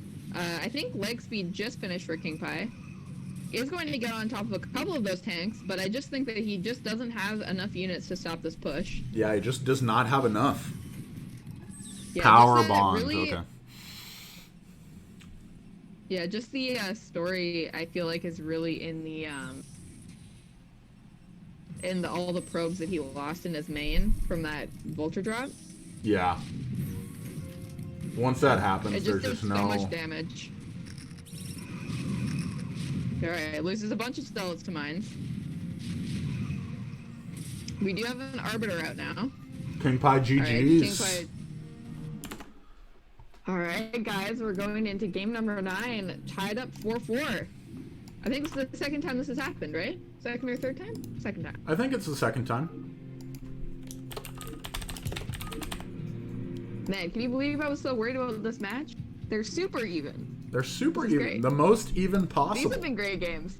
These have Yeah. been. I love PvT as a matchup, especially when I'm not playing in it. But yeah, this has been This great. has been really fun. This has been a really fun match. And we do have some fans of Kraazy from RSL repping the league. If you don't know about RSL, it's a league I put on for sub 1400 level players. Go check it out as well. I'm sure there are VODs way back on my channel. But with that said, we're getting into the final game on Fighting Spirit. Both players. Oh, 1 second. Kingpi taking a quick break. Alright, we do have the, our last map here is going to be Fighting Spirit. I don't think it's been the last map yet, but what better maps to decide the winner of a best of 9 here? The Battle of Stamina. It's like a between these two football players. field. It's just the map that you play. It's just the map that you play StarCraft on. True. No one said it better, man. Alright. Game number 9, we do have our Terran player Kraazy in the bottom left corner of Fighting Spirit. And our Protoss player, IRK's Kingpi, in the bottom right. We are tied up 4-4. Alright, this is it. This is where he goes for the 2 factory. I believe. If he wins, Let's see it. that would be the stuff of legends, man. Please, Kraazy. Do it one time for the fans. Yeah, I feel like this guy, I feel like not very many people knew who he was at the start of this cast, but I hope he's found some new fans because I feel like he is still on the rise. Yeah, really strong And player. that he should be looked out for. Yeah. Yeah, for sure.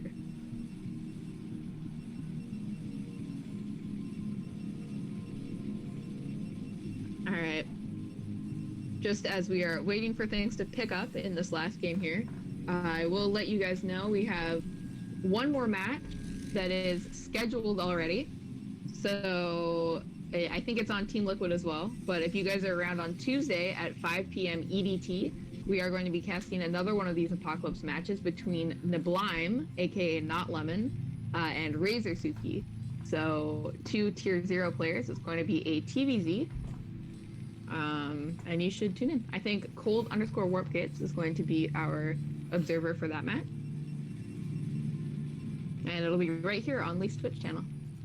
So we'll let you guys know about that a little bit closer as well. But keep an eye out for that one. I think it's going to be a fun TVZ. All right. So far, I don't want to get ahead of myself. We've got all the necessary ingredients for a 2-fact. I'm just throwing it out there. There's a 1-gate expand. Theoretically, he might go 2-gate still, but there is 1 gate down, and there is a gas from Kraazy. All right. We did see a cross scout from Kingpi. He's done that on a couple of 4-player maps, actually. The cross scout.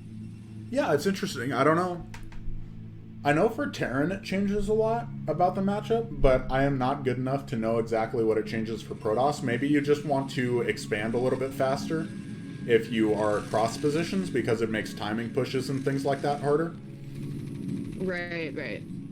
I was wondering if you might go for a proxy, but I have no idea. Oh, takes that out. Kraazy did pull off gas. The dream is dead, folks. There's no 2-fact coming here. He's just not going to have enough gas. All right. You're going to have to teach this boy some 2-fact at least. If there's one thing I know in this matchup, it is 2-factory. Just build factories, rally units across the map, win game. GG easy. We do have we have Foxbat in the chat, and we know that you guys are all on the same CPL team, so you'll have to get on it. Show this boy some 2-fact. All right, we got another 21 Nexus. I know it was on 20, but the scouting probe died, so basically the same thing. Right. We're going out the way we went in. We're going out with a big macro game. Big macro map, big macro game. It's the way to live, guys. It's the way to live. This is actually... I've said this before on the cast, but if you have a friend that wants to get into StarCraft, if you're a newbie and you want to learn how to play StarCraft, this is a good VOD to watch. Tim's a great observer. They're playing standard builds. Just learn exactly what they're doing and try your best to copy it. There's definitely a lot of like really standard openings here. I feel like especially for like our Terran players who want to learn how to macro TVP, I feel like Kraazy's a great player to watch just because of how consistently he's playing and adapting to all, like, a couple of the different builds that Kingpi has been throwing out. Yeah, totally. And how good he is at expanding. And losing his bunker. Oh my gosh. Okay. Luckily, the nice thing about bunker expands, you don't have to spend that long repairing your bunker if you go for tank first. Man, it does give me anxiety though, just watching him almost lose his bunker. I know. After the one game on Overwatch when he did lose his bunker. And it was just game over from there. That would be the most anticlimactic. Yeah. That would be the most anticlimactic game in all time. Looks like he is going to try and sneak a Vulture out, but looks like Kingpi actually saw it and is going to cut him off with the Dragoon. That's so really these two nice from still Kingpi. Going toe to toe. Yeah. Wow, great Does move. manage to pick that Vulture off. Yeah. And another really smart play, leading with the Dragoon to prevent a Vulture sniping the probe when he's going for that third expansion. Very early third expansion. Off one gateway, it looks like. The second gateway was just about to finish, but I think he might have canceled it. The Vulture just now trying to get there. Gonna scout that the Dragoon on the ramp is there. Oh. Okay. Nice mine, dealing some damage. Not quite able to do the thing.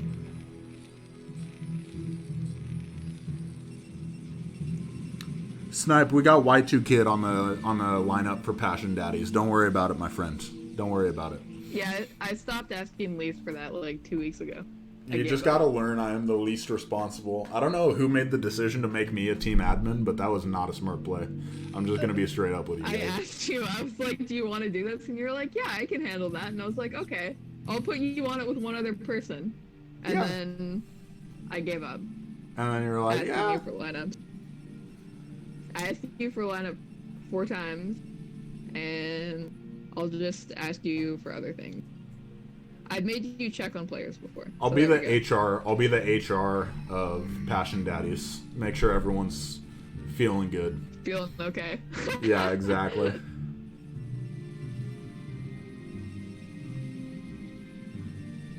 Well, like we said, we're going for the biggest of all macro games. Kraazy going for a third base. Kingpi going for very fast third base himself. And then into Arbiter Tech.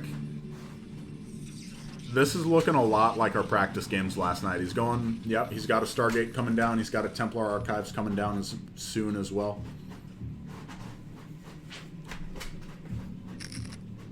Alright. I don't know what your background noise is, but it's confusing me, I gotta say. Oh, it's my mom is printing something. Whoop, rip. Okay. I was like, what is going on? Yeah, we're all confused. I don't blame you guys. I totally have just zoned it out at this point, but all right. Kraazy taking his fourth base or his third base. Wow. All right. Caster fatigue is a little real. I won't lie. I like this a lot on Fighting Spirit, though. This one's been a long one. It has. It's been almost 4 hours. With the way this is looking, it very well could go over a 4-hour cast. Sick Minds! Oh my god. So that good. Was ridiculous. So much good. damage on those mines. And Kingpi, it just seems like Kingpi is taking more damage than it's worth to try and deny these third bases.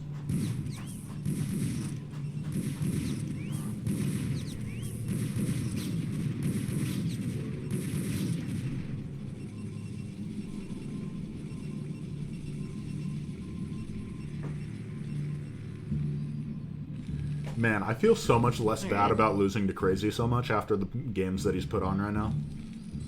I just thought I was garbage. Yeah, he's on fire, man.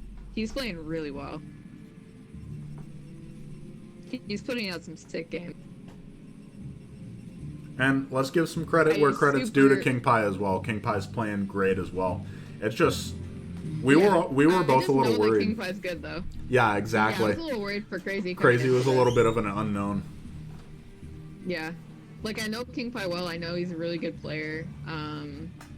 Like you pointed out, he is on IRK, and he's been on IRK for a whole year. He joined around the same time that I did, so I know him really well.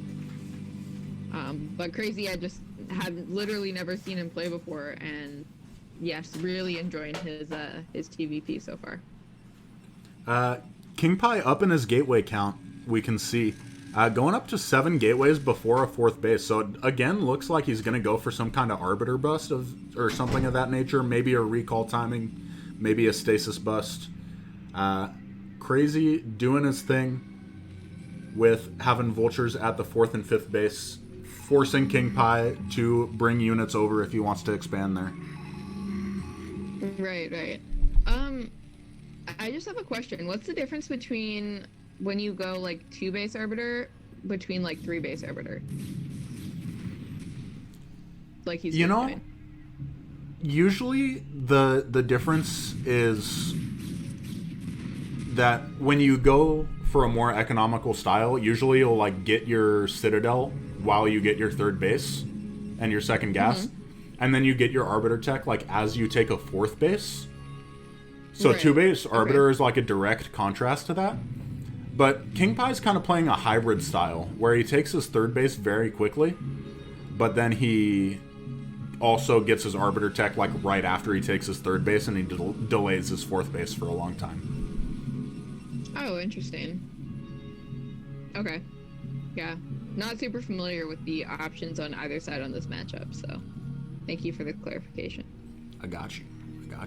Kingpie macroing super well. He's just now putting down a fourth base, but we've seen in a lot of these games, Kraazy has been up or even on supply, where Kingpie does have a comfortable lead in supply right now. Oh, true. That's a really good point. We have seen that Kraazy's been macroing very well in these games. Seems like he's still macroing pretty well, but you're right. Kingpie also doing a good job with his supply right now. Yeah, that fast third base really helping out a lot for sure.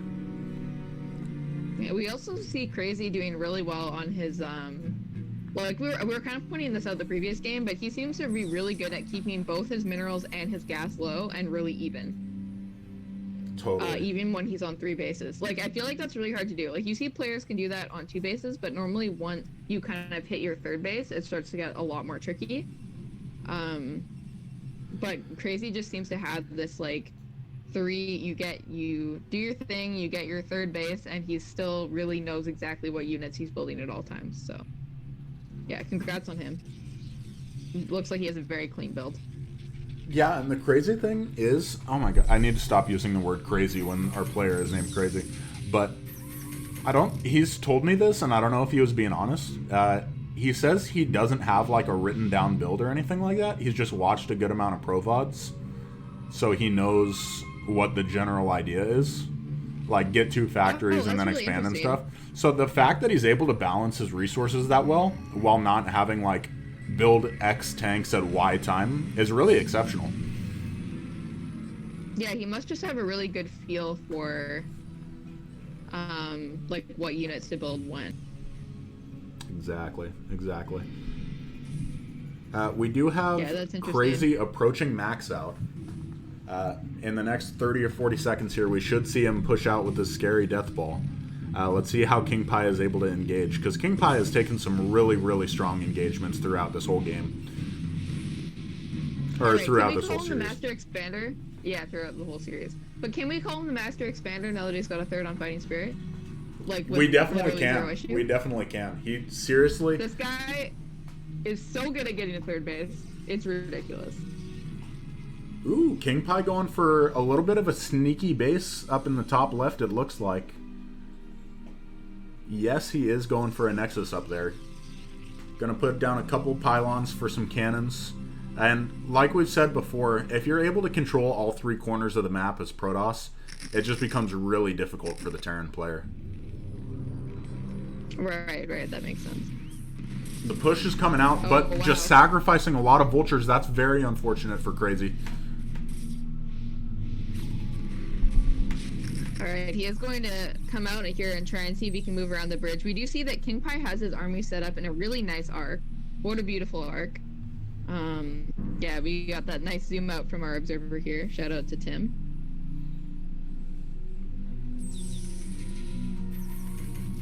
And this is exactly what you want to do on this map. The scariest part about pushing out on Fighting Spirit is pushing out across the bridge. If you just get surrounded in a giant arc and your tanks are all in siege, you're going to be in a rough spot. Alright, we do have a stasis coming down on the vessel. Nice stasis from Kingpie. I see this push just coming out slowly. Trying to get all these mech units to move in an orderly fashion is not an easy thing to do. Yeah, mech, as strong as it is, going to throw it on some turrets. Very dumb. Yeah, sluggish, for sure. Alright, and now that he's safely across the bridge, he can probably speed up the push a little bit. You can see Kingpie is just about ready to start backing up. Nice pick off on the observer. Just a little annoying thing so that it's not as easy for Protoss to keep tabs on where exactly the army is. Right, and we do see, I think Kingpi is actually starting to add gateways in top right. So I think he'll be in a good position Oh, a to recall. hold this push. Oh, recall so on the good. third base. I don't know how he got past all those turrets, but that's so good. Oh, sick recall. Luckily, the units for Terran aren't as far away as they were on match point, but it looks like he is going to just get the CC, which is super annoying for Terran. Oh, so good. Oh, what a good recall. Nice recall from Kingpi. That might just be the death blow. I don't know. Like, I mean, Kraazy has a lot of SEVs, so losing the SEVs doesn't hurt as much as it might have another player. But SCV man. he's the SEV man. He's the Jaeun of Terran. Man, we need some more names for Kingpi. We have so many names for Kraazy after the series, and we don't have any extra names for Kingpi. Kingpi's just a solid, like, he plays the way you would expect a Protoss to play, you know? He's He like dematrixed the SCV. he's like Oh the my stork God. of this series. Oh, that's Stork. How? He can't be the Stork. All right, fine. He's the wait. Stork. Snipe is the stork. You're right. You're right. Yeah. Yeah, Okay. exactly. The real I trick. can't believe this is only... Okay, go ahead. No, you can go. I was going to say something pretty irrelevant about the fact that this is only our second PVT, but it seems like PVT is our longest matches. Yeah, exactly. PVT is pretty much secondary only to TVT in how long macro games usually go. True. So I guess our next one is going to be TVZ, so that'll be nice. Although I am kind of plotting to try and get another TVP out here soon. You're hearing a ton of mines going down.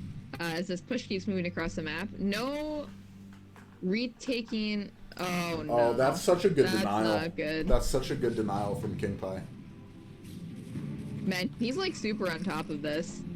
Yeah, he's playing really well. He really wants this game. I mean, he's donating some units though. Definitely a chance for Kraazy to get on top of things. Oh my gosh, these mines are so huge. Oh, the mine drag! He just got like 3 tanks with a mine. So good, but he lost all his zealots though. And Oh, there's yeah, still true. I a guess there's big a lot of amount of tanks tanks. still behind. Yeah, there's still a big amount of tanks behind here. Oh my gosh. This is not the right time for the stream to start lagging, please. I think we're good. Okay. Alright. Oh no! Oh, no. No, no, no. This would be... Oh, it's a disaster! I think in this case Tim has to leave, but they have to keep playing, so I'm gonna log back in on Battle.net. And we have to finish it through replay. Yeah. They But gotta hopefully know. they stay. Tim, message them on Battle.net. He so that they can't know because to he stay. disconnected. Yeah, well, he just left the game, so he can go back on and tell them. True. I'll try and get on there as well. This is a disaster. This is a disaster.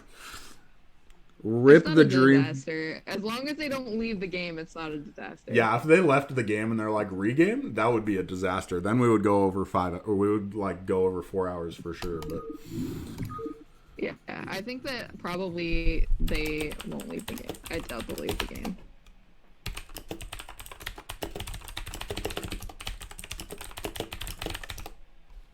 they're still in it. They're Alright. still in it. Good. Okay, good. Good. Alright, so we'll just wait until they finish. I hope it's not too long, and then go back to the same point in the game and cast the replay. Yeah, what do you think about that game? I feel really good about Kingpi's position because but Kraazy is starting to get a As long as commanding he doesn't position die right on that outside. push. Yeah. Yeah. He's really starting to get a nice, what you exactly want with the contain outside of the natural so that no units can come out. All right, so we had a lot of people just randomly ask questions during the games, and I haven't actually been able to keep up with the chat really because it's been super fast. So if anyone has something to say, now would be the time to say it. We're just hanging out. Okay, also, someone needs to tell me how to connect PayPal to Streamlabs OBS so that we can get Strom a new mic, because that's truly the important things right now. I love how we keep saying like a new mic, assuming that I already have a Yeah, mic. like when we really I'm imply just passing off a pair of Apple earbuds. imply that you have a mic in the first place. Yeah. Yeah. All right, I'm actually just gonna be 2 seconds. I just have to go to the washroom, but I'll be right back. Okay. Seriously, guys, if you know how to do this stuff, let me know. Let me know.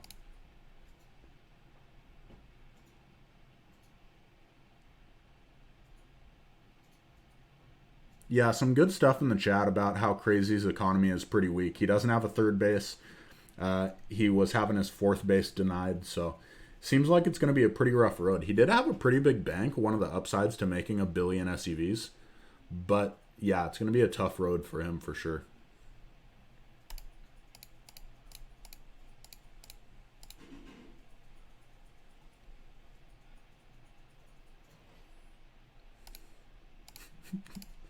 Dude, Warp Gates, you're such a troll, man, I swear. Just fly your main CC. It's easy. It's easy. I swear.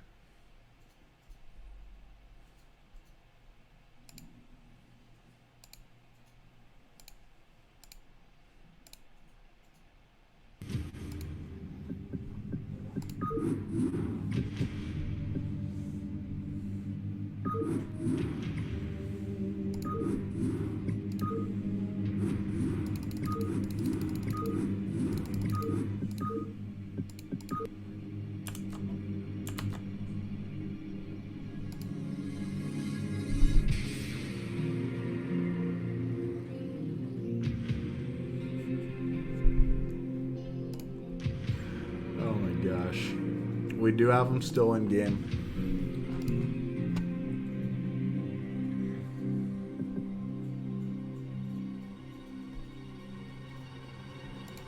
All right, I'm back.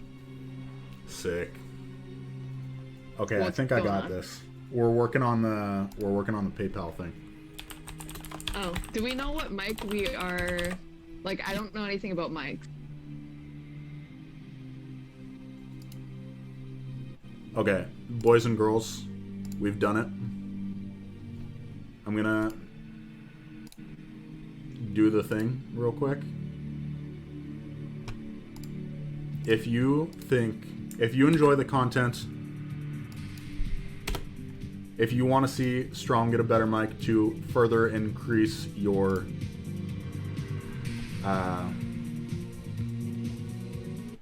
enjoyment of the casts, just click on this link. Click on this link. 1 second. Where's my least? Where's my least picture? I'll just put my father.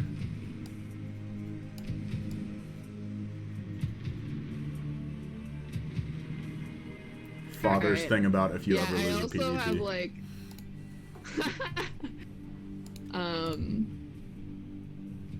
right, yeah,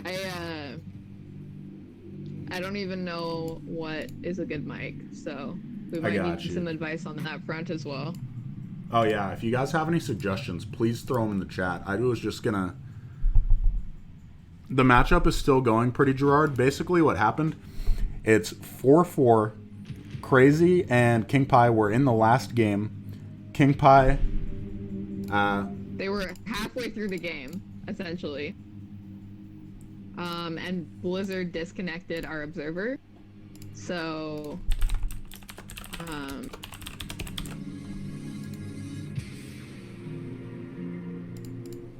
Yeah, crazy game. Crazy game. yeah, so Tim's internet's actually fine, guys. It's just that Blizzard disconnected him halfway through the game and then it started lagging. So we just had our observer leave, and we're going to join back in the replay and get right back to that moment of the game. Okay, we got it, folks. If you want to donate, please do feel free. We would appreciate it greatly. If not, that's totally fine as well. We don't want to pressure anyone. But I will go ahead and add a donation goal right here. Strong new mic gang. We have a couple of mic suggestions in the chat. One of them is HyperX Cloud Alpha. I don't know what these are. I'm just going to write them down. This is when we really needed a second observer, dude. If we just went full ASL and had 2 observers just in case one disconnected.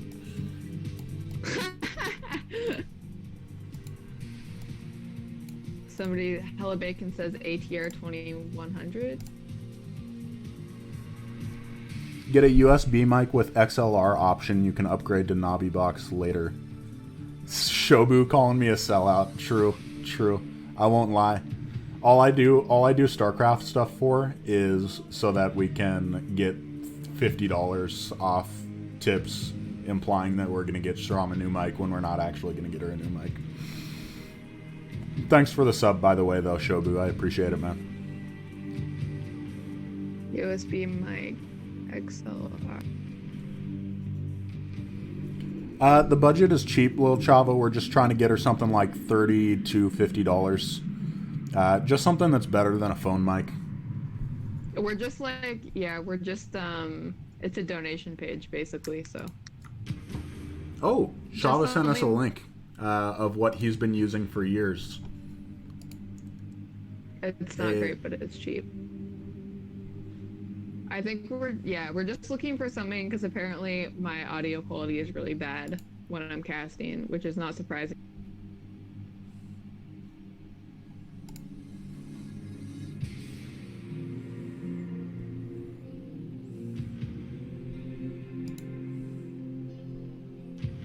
Boxbat, I have a desk, okay?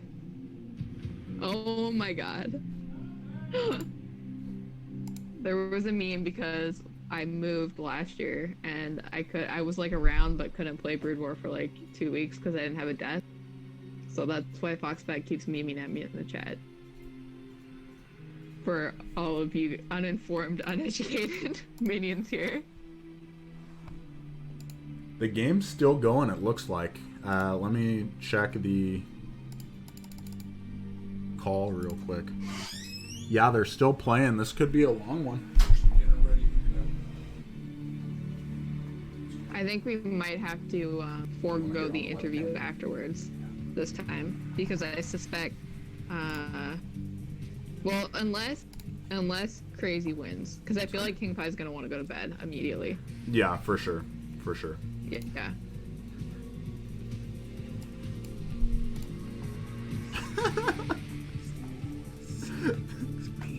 With the break, we finally were able to get my dad on the webcam. His life dream to be on a famous stream. So.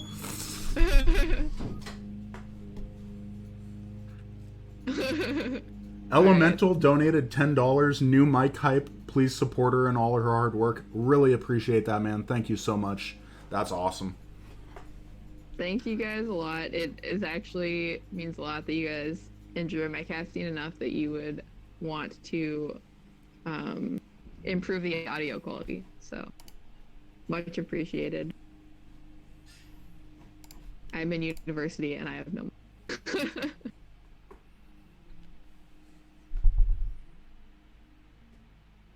Cold Warp Gates with the do you remember when Babbo would play on his laptop while walking around in his garage smoking? Yes, I distinctly remember the grudge match between him and Funny Banana Man.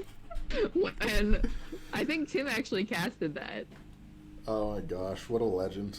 What a legend. Should we ask Tim to unmute for a sec? Yeah. Let's have Tim talk about I was like talking on StarCraft with our players. They just finished. Oh, okay, awesome. Looks like we're gonna be able to hop into the end of this game. What were you talking about? Oh, I was just saying we should have you unmute and say hi. Oh. Hello. I'm here. All right. Everyone's won? enjoying your observing. Why would you ask such a thing? We're gonna watch it. No, don't ask who won. Don't ask who won. I don't want to know who wins.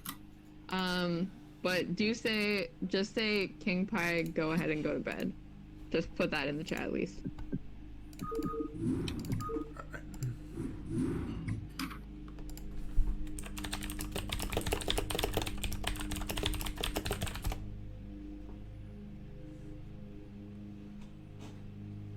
All right. Tim, do you want to observe so that way we don't have to put up with my terrible observing for the last... Yeah, I'm gonna host a game. If he wants to stay up, he can. But...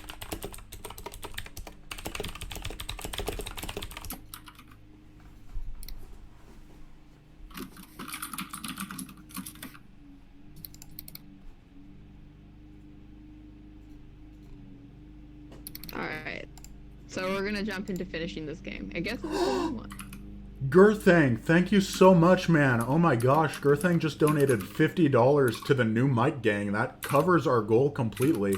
You guys are awesome. Oh my gosh. Dude, Strom, you're set. Thank you guys GG. so much. Yeah, thank you guys so much. Yeah. Really cool. We'll get that going ASAP so we can improve the audio quality here for you all. And with all that said, we've got the last of game 9 in this super... I feel like it's like those infomercials or something like that where they have a break in it just to get you to donate. Yeah, impromptu break. The lag was it was all a scheme, guys. It was all part of the plan. It was all part of the plan. Tim getting us back up to where we were at. We remember this recall happening, which was so huge for Kingpi. Just completely decimated Kraazy's economy. All right, we have we're gonna have the slow crawl of the mech push across the map. I'm just gonna 2x it until we get back to where we were, guys. Yeah, that's totally fine. Oh yeah, go ahead. We're just filling the space.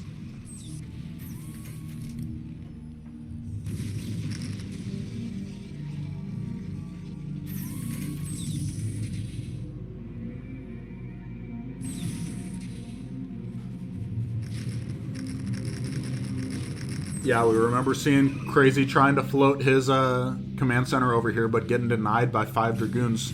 Super frustrating. He is starting to get into a little bit of a good position here, where he's got his tanks outside. Oh my gosh, I forgot about that fight almost. Wow. You really do have like short-term memory problems, huh? Yeah, I really do. I really do. Kraazy still had 60 SEVs. That's the hilarious thing. Even after he lost his third and lost all this stuff. Oh, super good. Zealot's already on top of the tanks. So this is really good for Kingpi as far as the engage goes.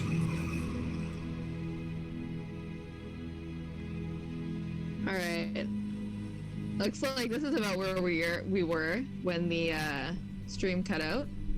So we do have our Terran army in quite a commanding position here. But he did lose his third base, so I think it's kind of up to Kingpi to break this army. But Kraazy definitely has to do a lot of damage with it, I feel like, since he did lose his third base to that recall. Yeah, and he really needs to secure a stronger economy.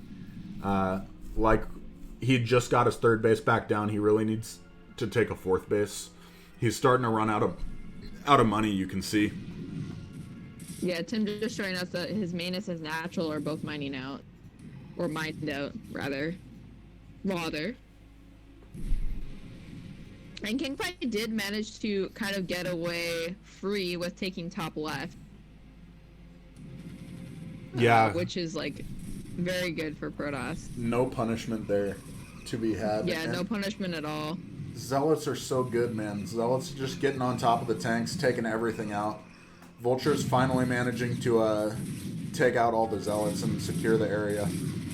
But All right, small amount of units from Kingpi coming up around the north end from his top right base. Going to just clear out a couple of stray units from Terran.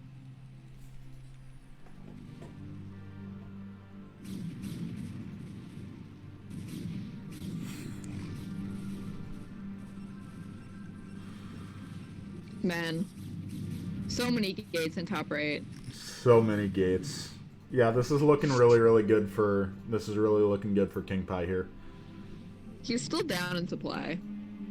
Looks like he's going to be fixing that soon. The amount that Kraazy has been up in supply in this series is absolutely wild to me.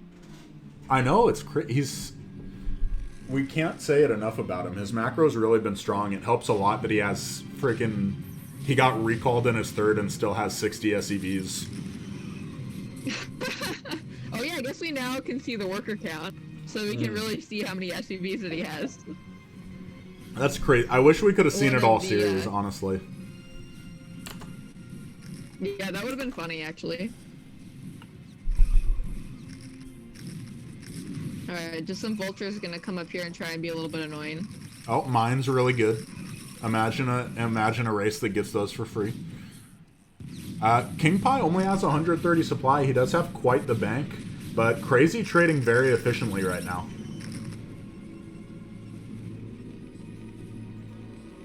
Alright, looks like he did manage to get a third and a fourth base up. So I guess we're gonna see if he can make it. He can kind of tow along and kind of wrest this game back from Kingpi's control. Kingpi with a huge bank, by the way. Even though he is still down in supply. I feel like normally you see Protoss just like up in supply in this matchup. Yeah, especially at least until the 2-1 push comes out, you see Protoss ahead pretty much the whole time. But Kraazy just been on top of his game, macroing, making a bunch of units. It's such a good problem to have in StarCraft if you actually are making too many workers, which I think Kraazy might be making too many workers, but it's worked out for him, man. He's been doing his thing.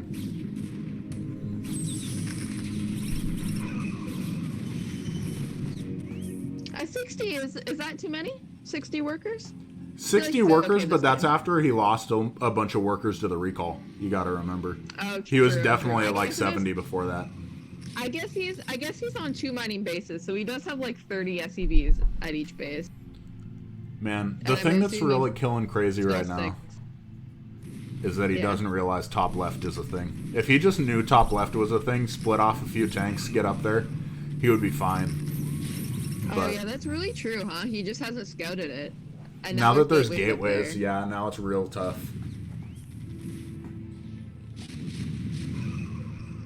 Yeah, he kind of snuck that base like right as the recall was happening and everything was kind of becoming really difficult for Terran. We do see another recall at the 4th base for Terran. Gonna go ahead and do a bunch of damage. There were some mines, but no turrets. So the I think Kingpi gonna go for the command center here, and looks like he is going to get it. Kingpi or Kingpi, who knows? I feel like it's definitely Kingpi. You know, I don't have strong opinions on much, but I do think it's definitely Kingpi. We'll see though. Kingpi. Yeah. Yeah, this is looking like Kraazy's starting to slowly bleed out. He's down to 140 supply. He's not even close to maxed, and he doesn't have a bank to immediately rebuild.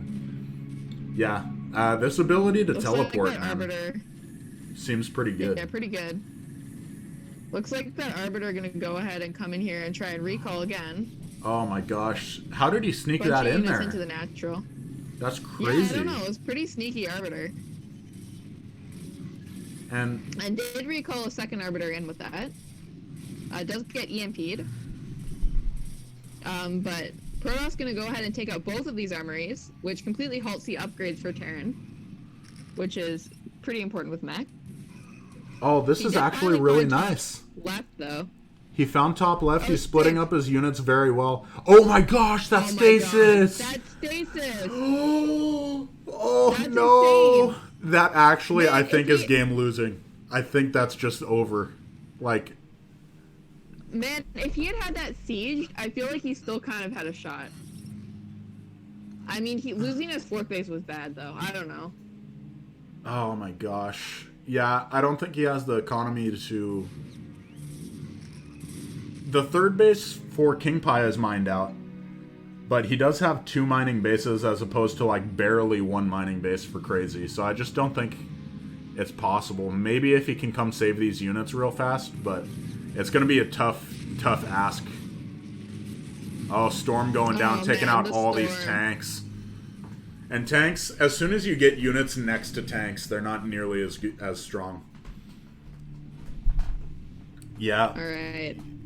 Kraazy wants it so bad, but I don't think he's going to be able to.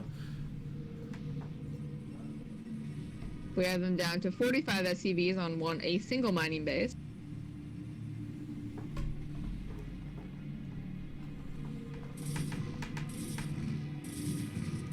Man, what a series. This is crazy. Just so well fought from both sides. Both sides like to play their macro games. But yeah, I've super enjoyed this one. I feel like I've learned a lot about Terran, especially from the way that Kraazy's played this.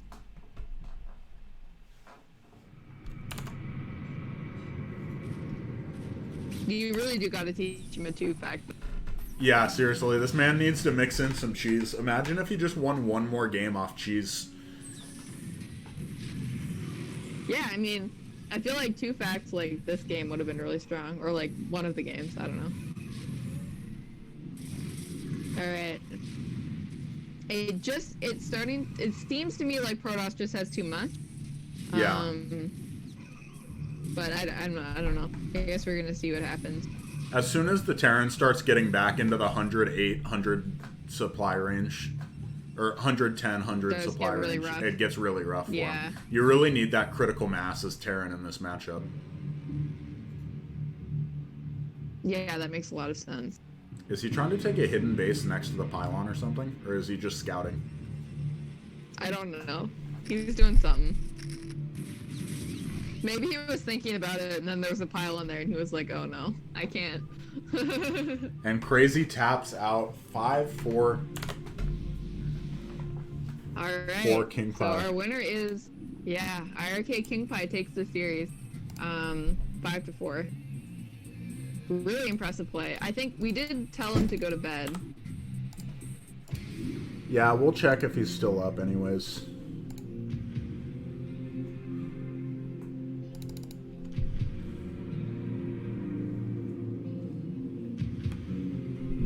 Alright, we'll see if he's gonna hop on for an interview here. Oh, he is here. Oh, good stuff. Okay, cool. So we will get an interview from him. Alright.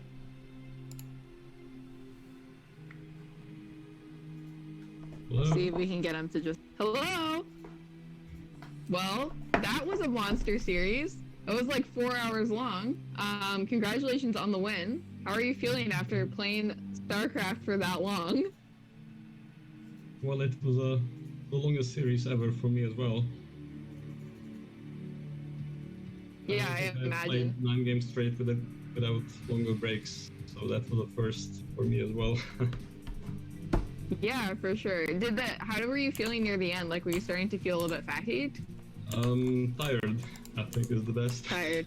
Yeah. I didn't feel good, of course.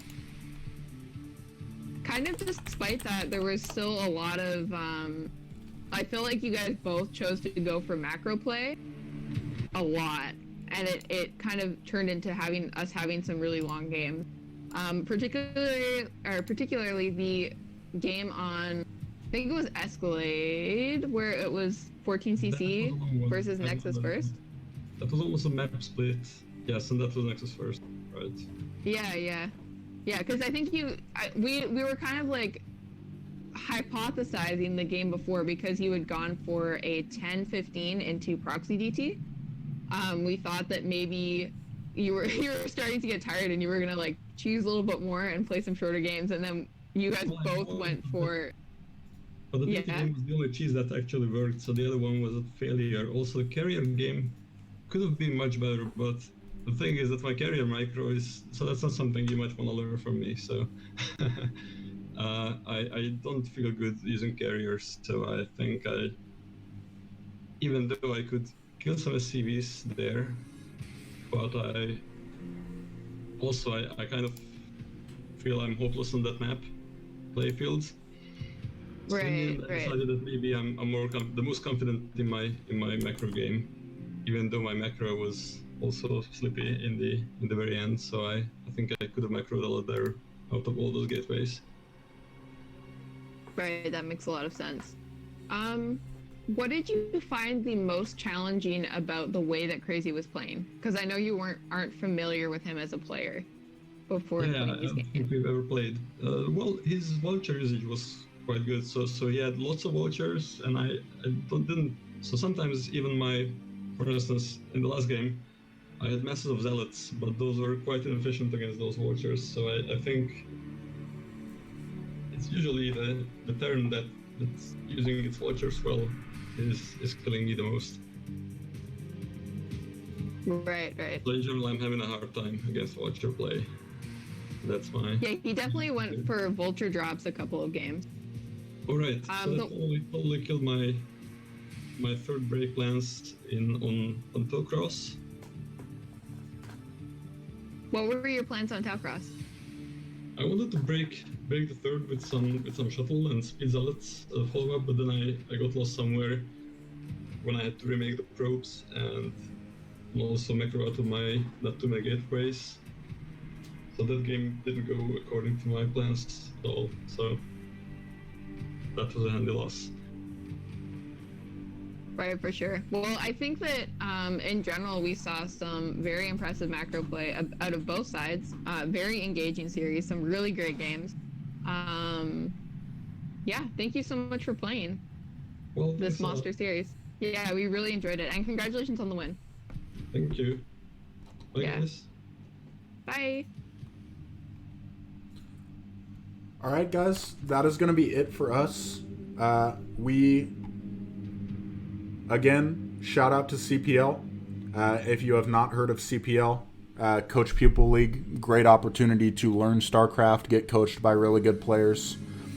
Shout out to BS, make some friends, of course. We're going to go ahead and raid Royal Blue with the best... Wait. 30 seconds. Make sure you tune in on Tuesday at 5 p.m. EDT for a same thing, Nablime against Razor Suki. So we're going to be back here. And thank you so much for making the mic happen. We will get that on the work ASAP. Yeah, thank you guys so much for your generosity. It's super awesome of you. And make sure you tune into Royal Blue for some more CPL action. Good stuff, guys. We'll see you later. Bye-bye.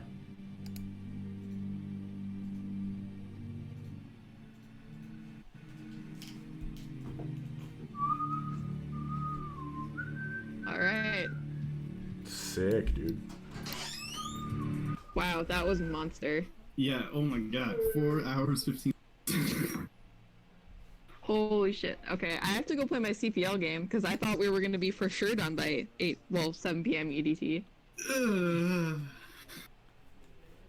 Yeah, but I wow, cannot we believe had that. a lot of fucking viewers on that stream. Holy shit. That was so dope. Yeah. Oh my Next gosh. Up, overtaking PSL.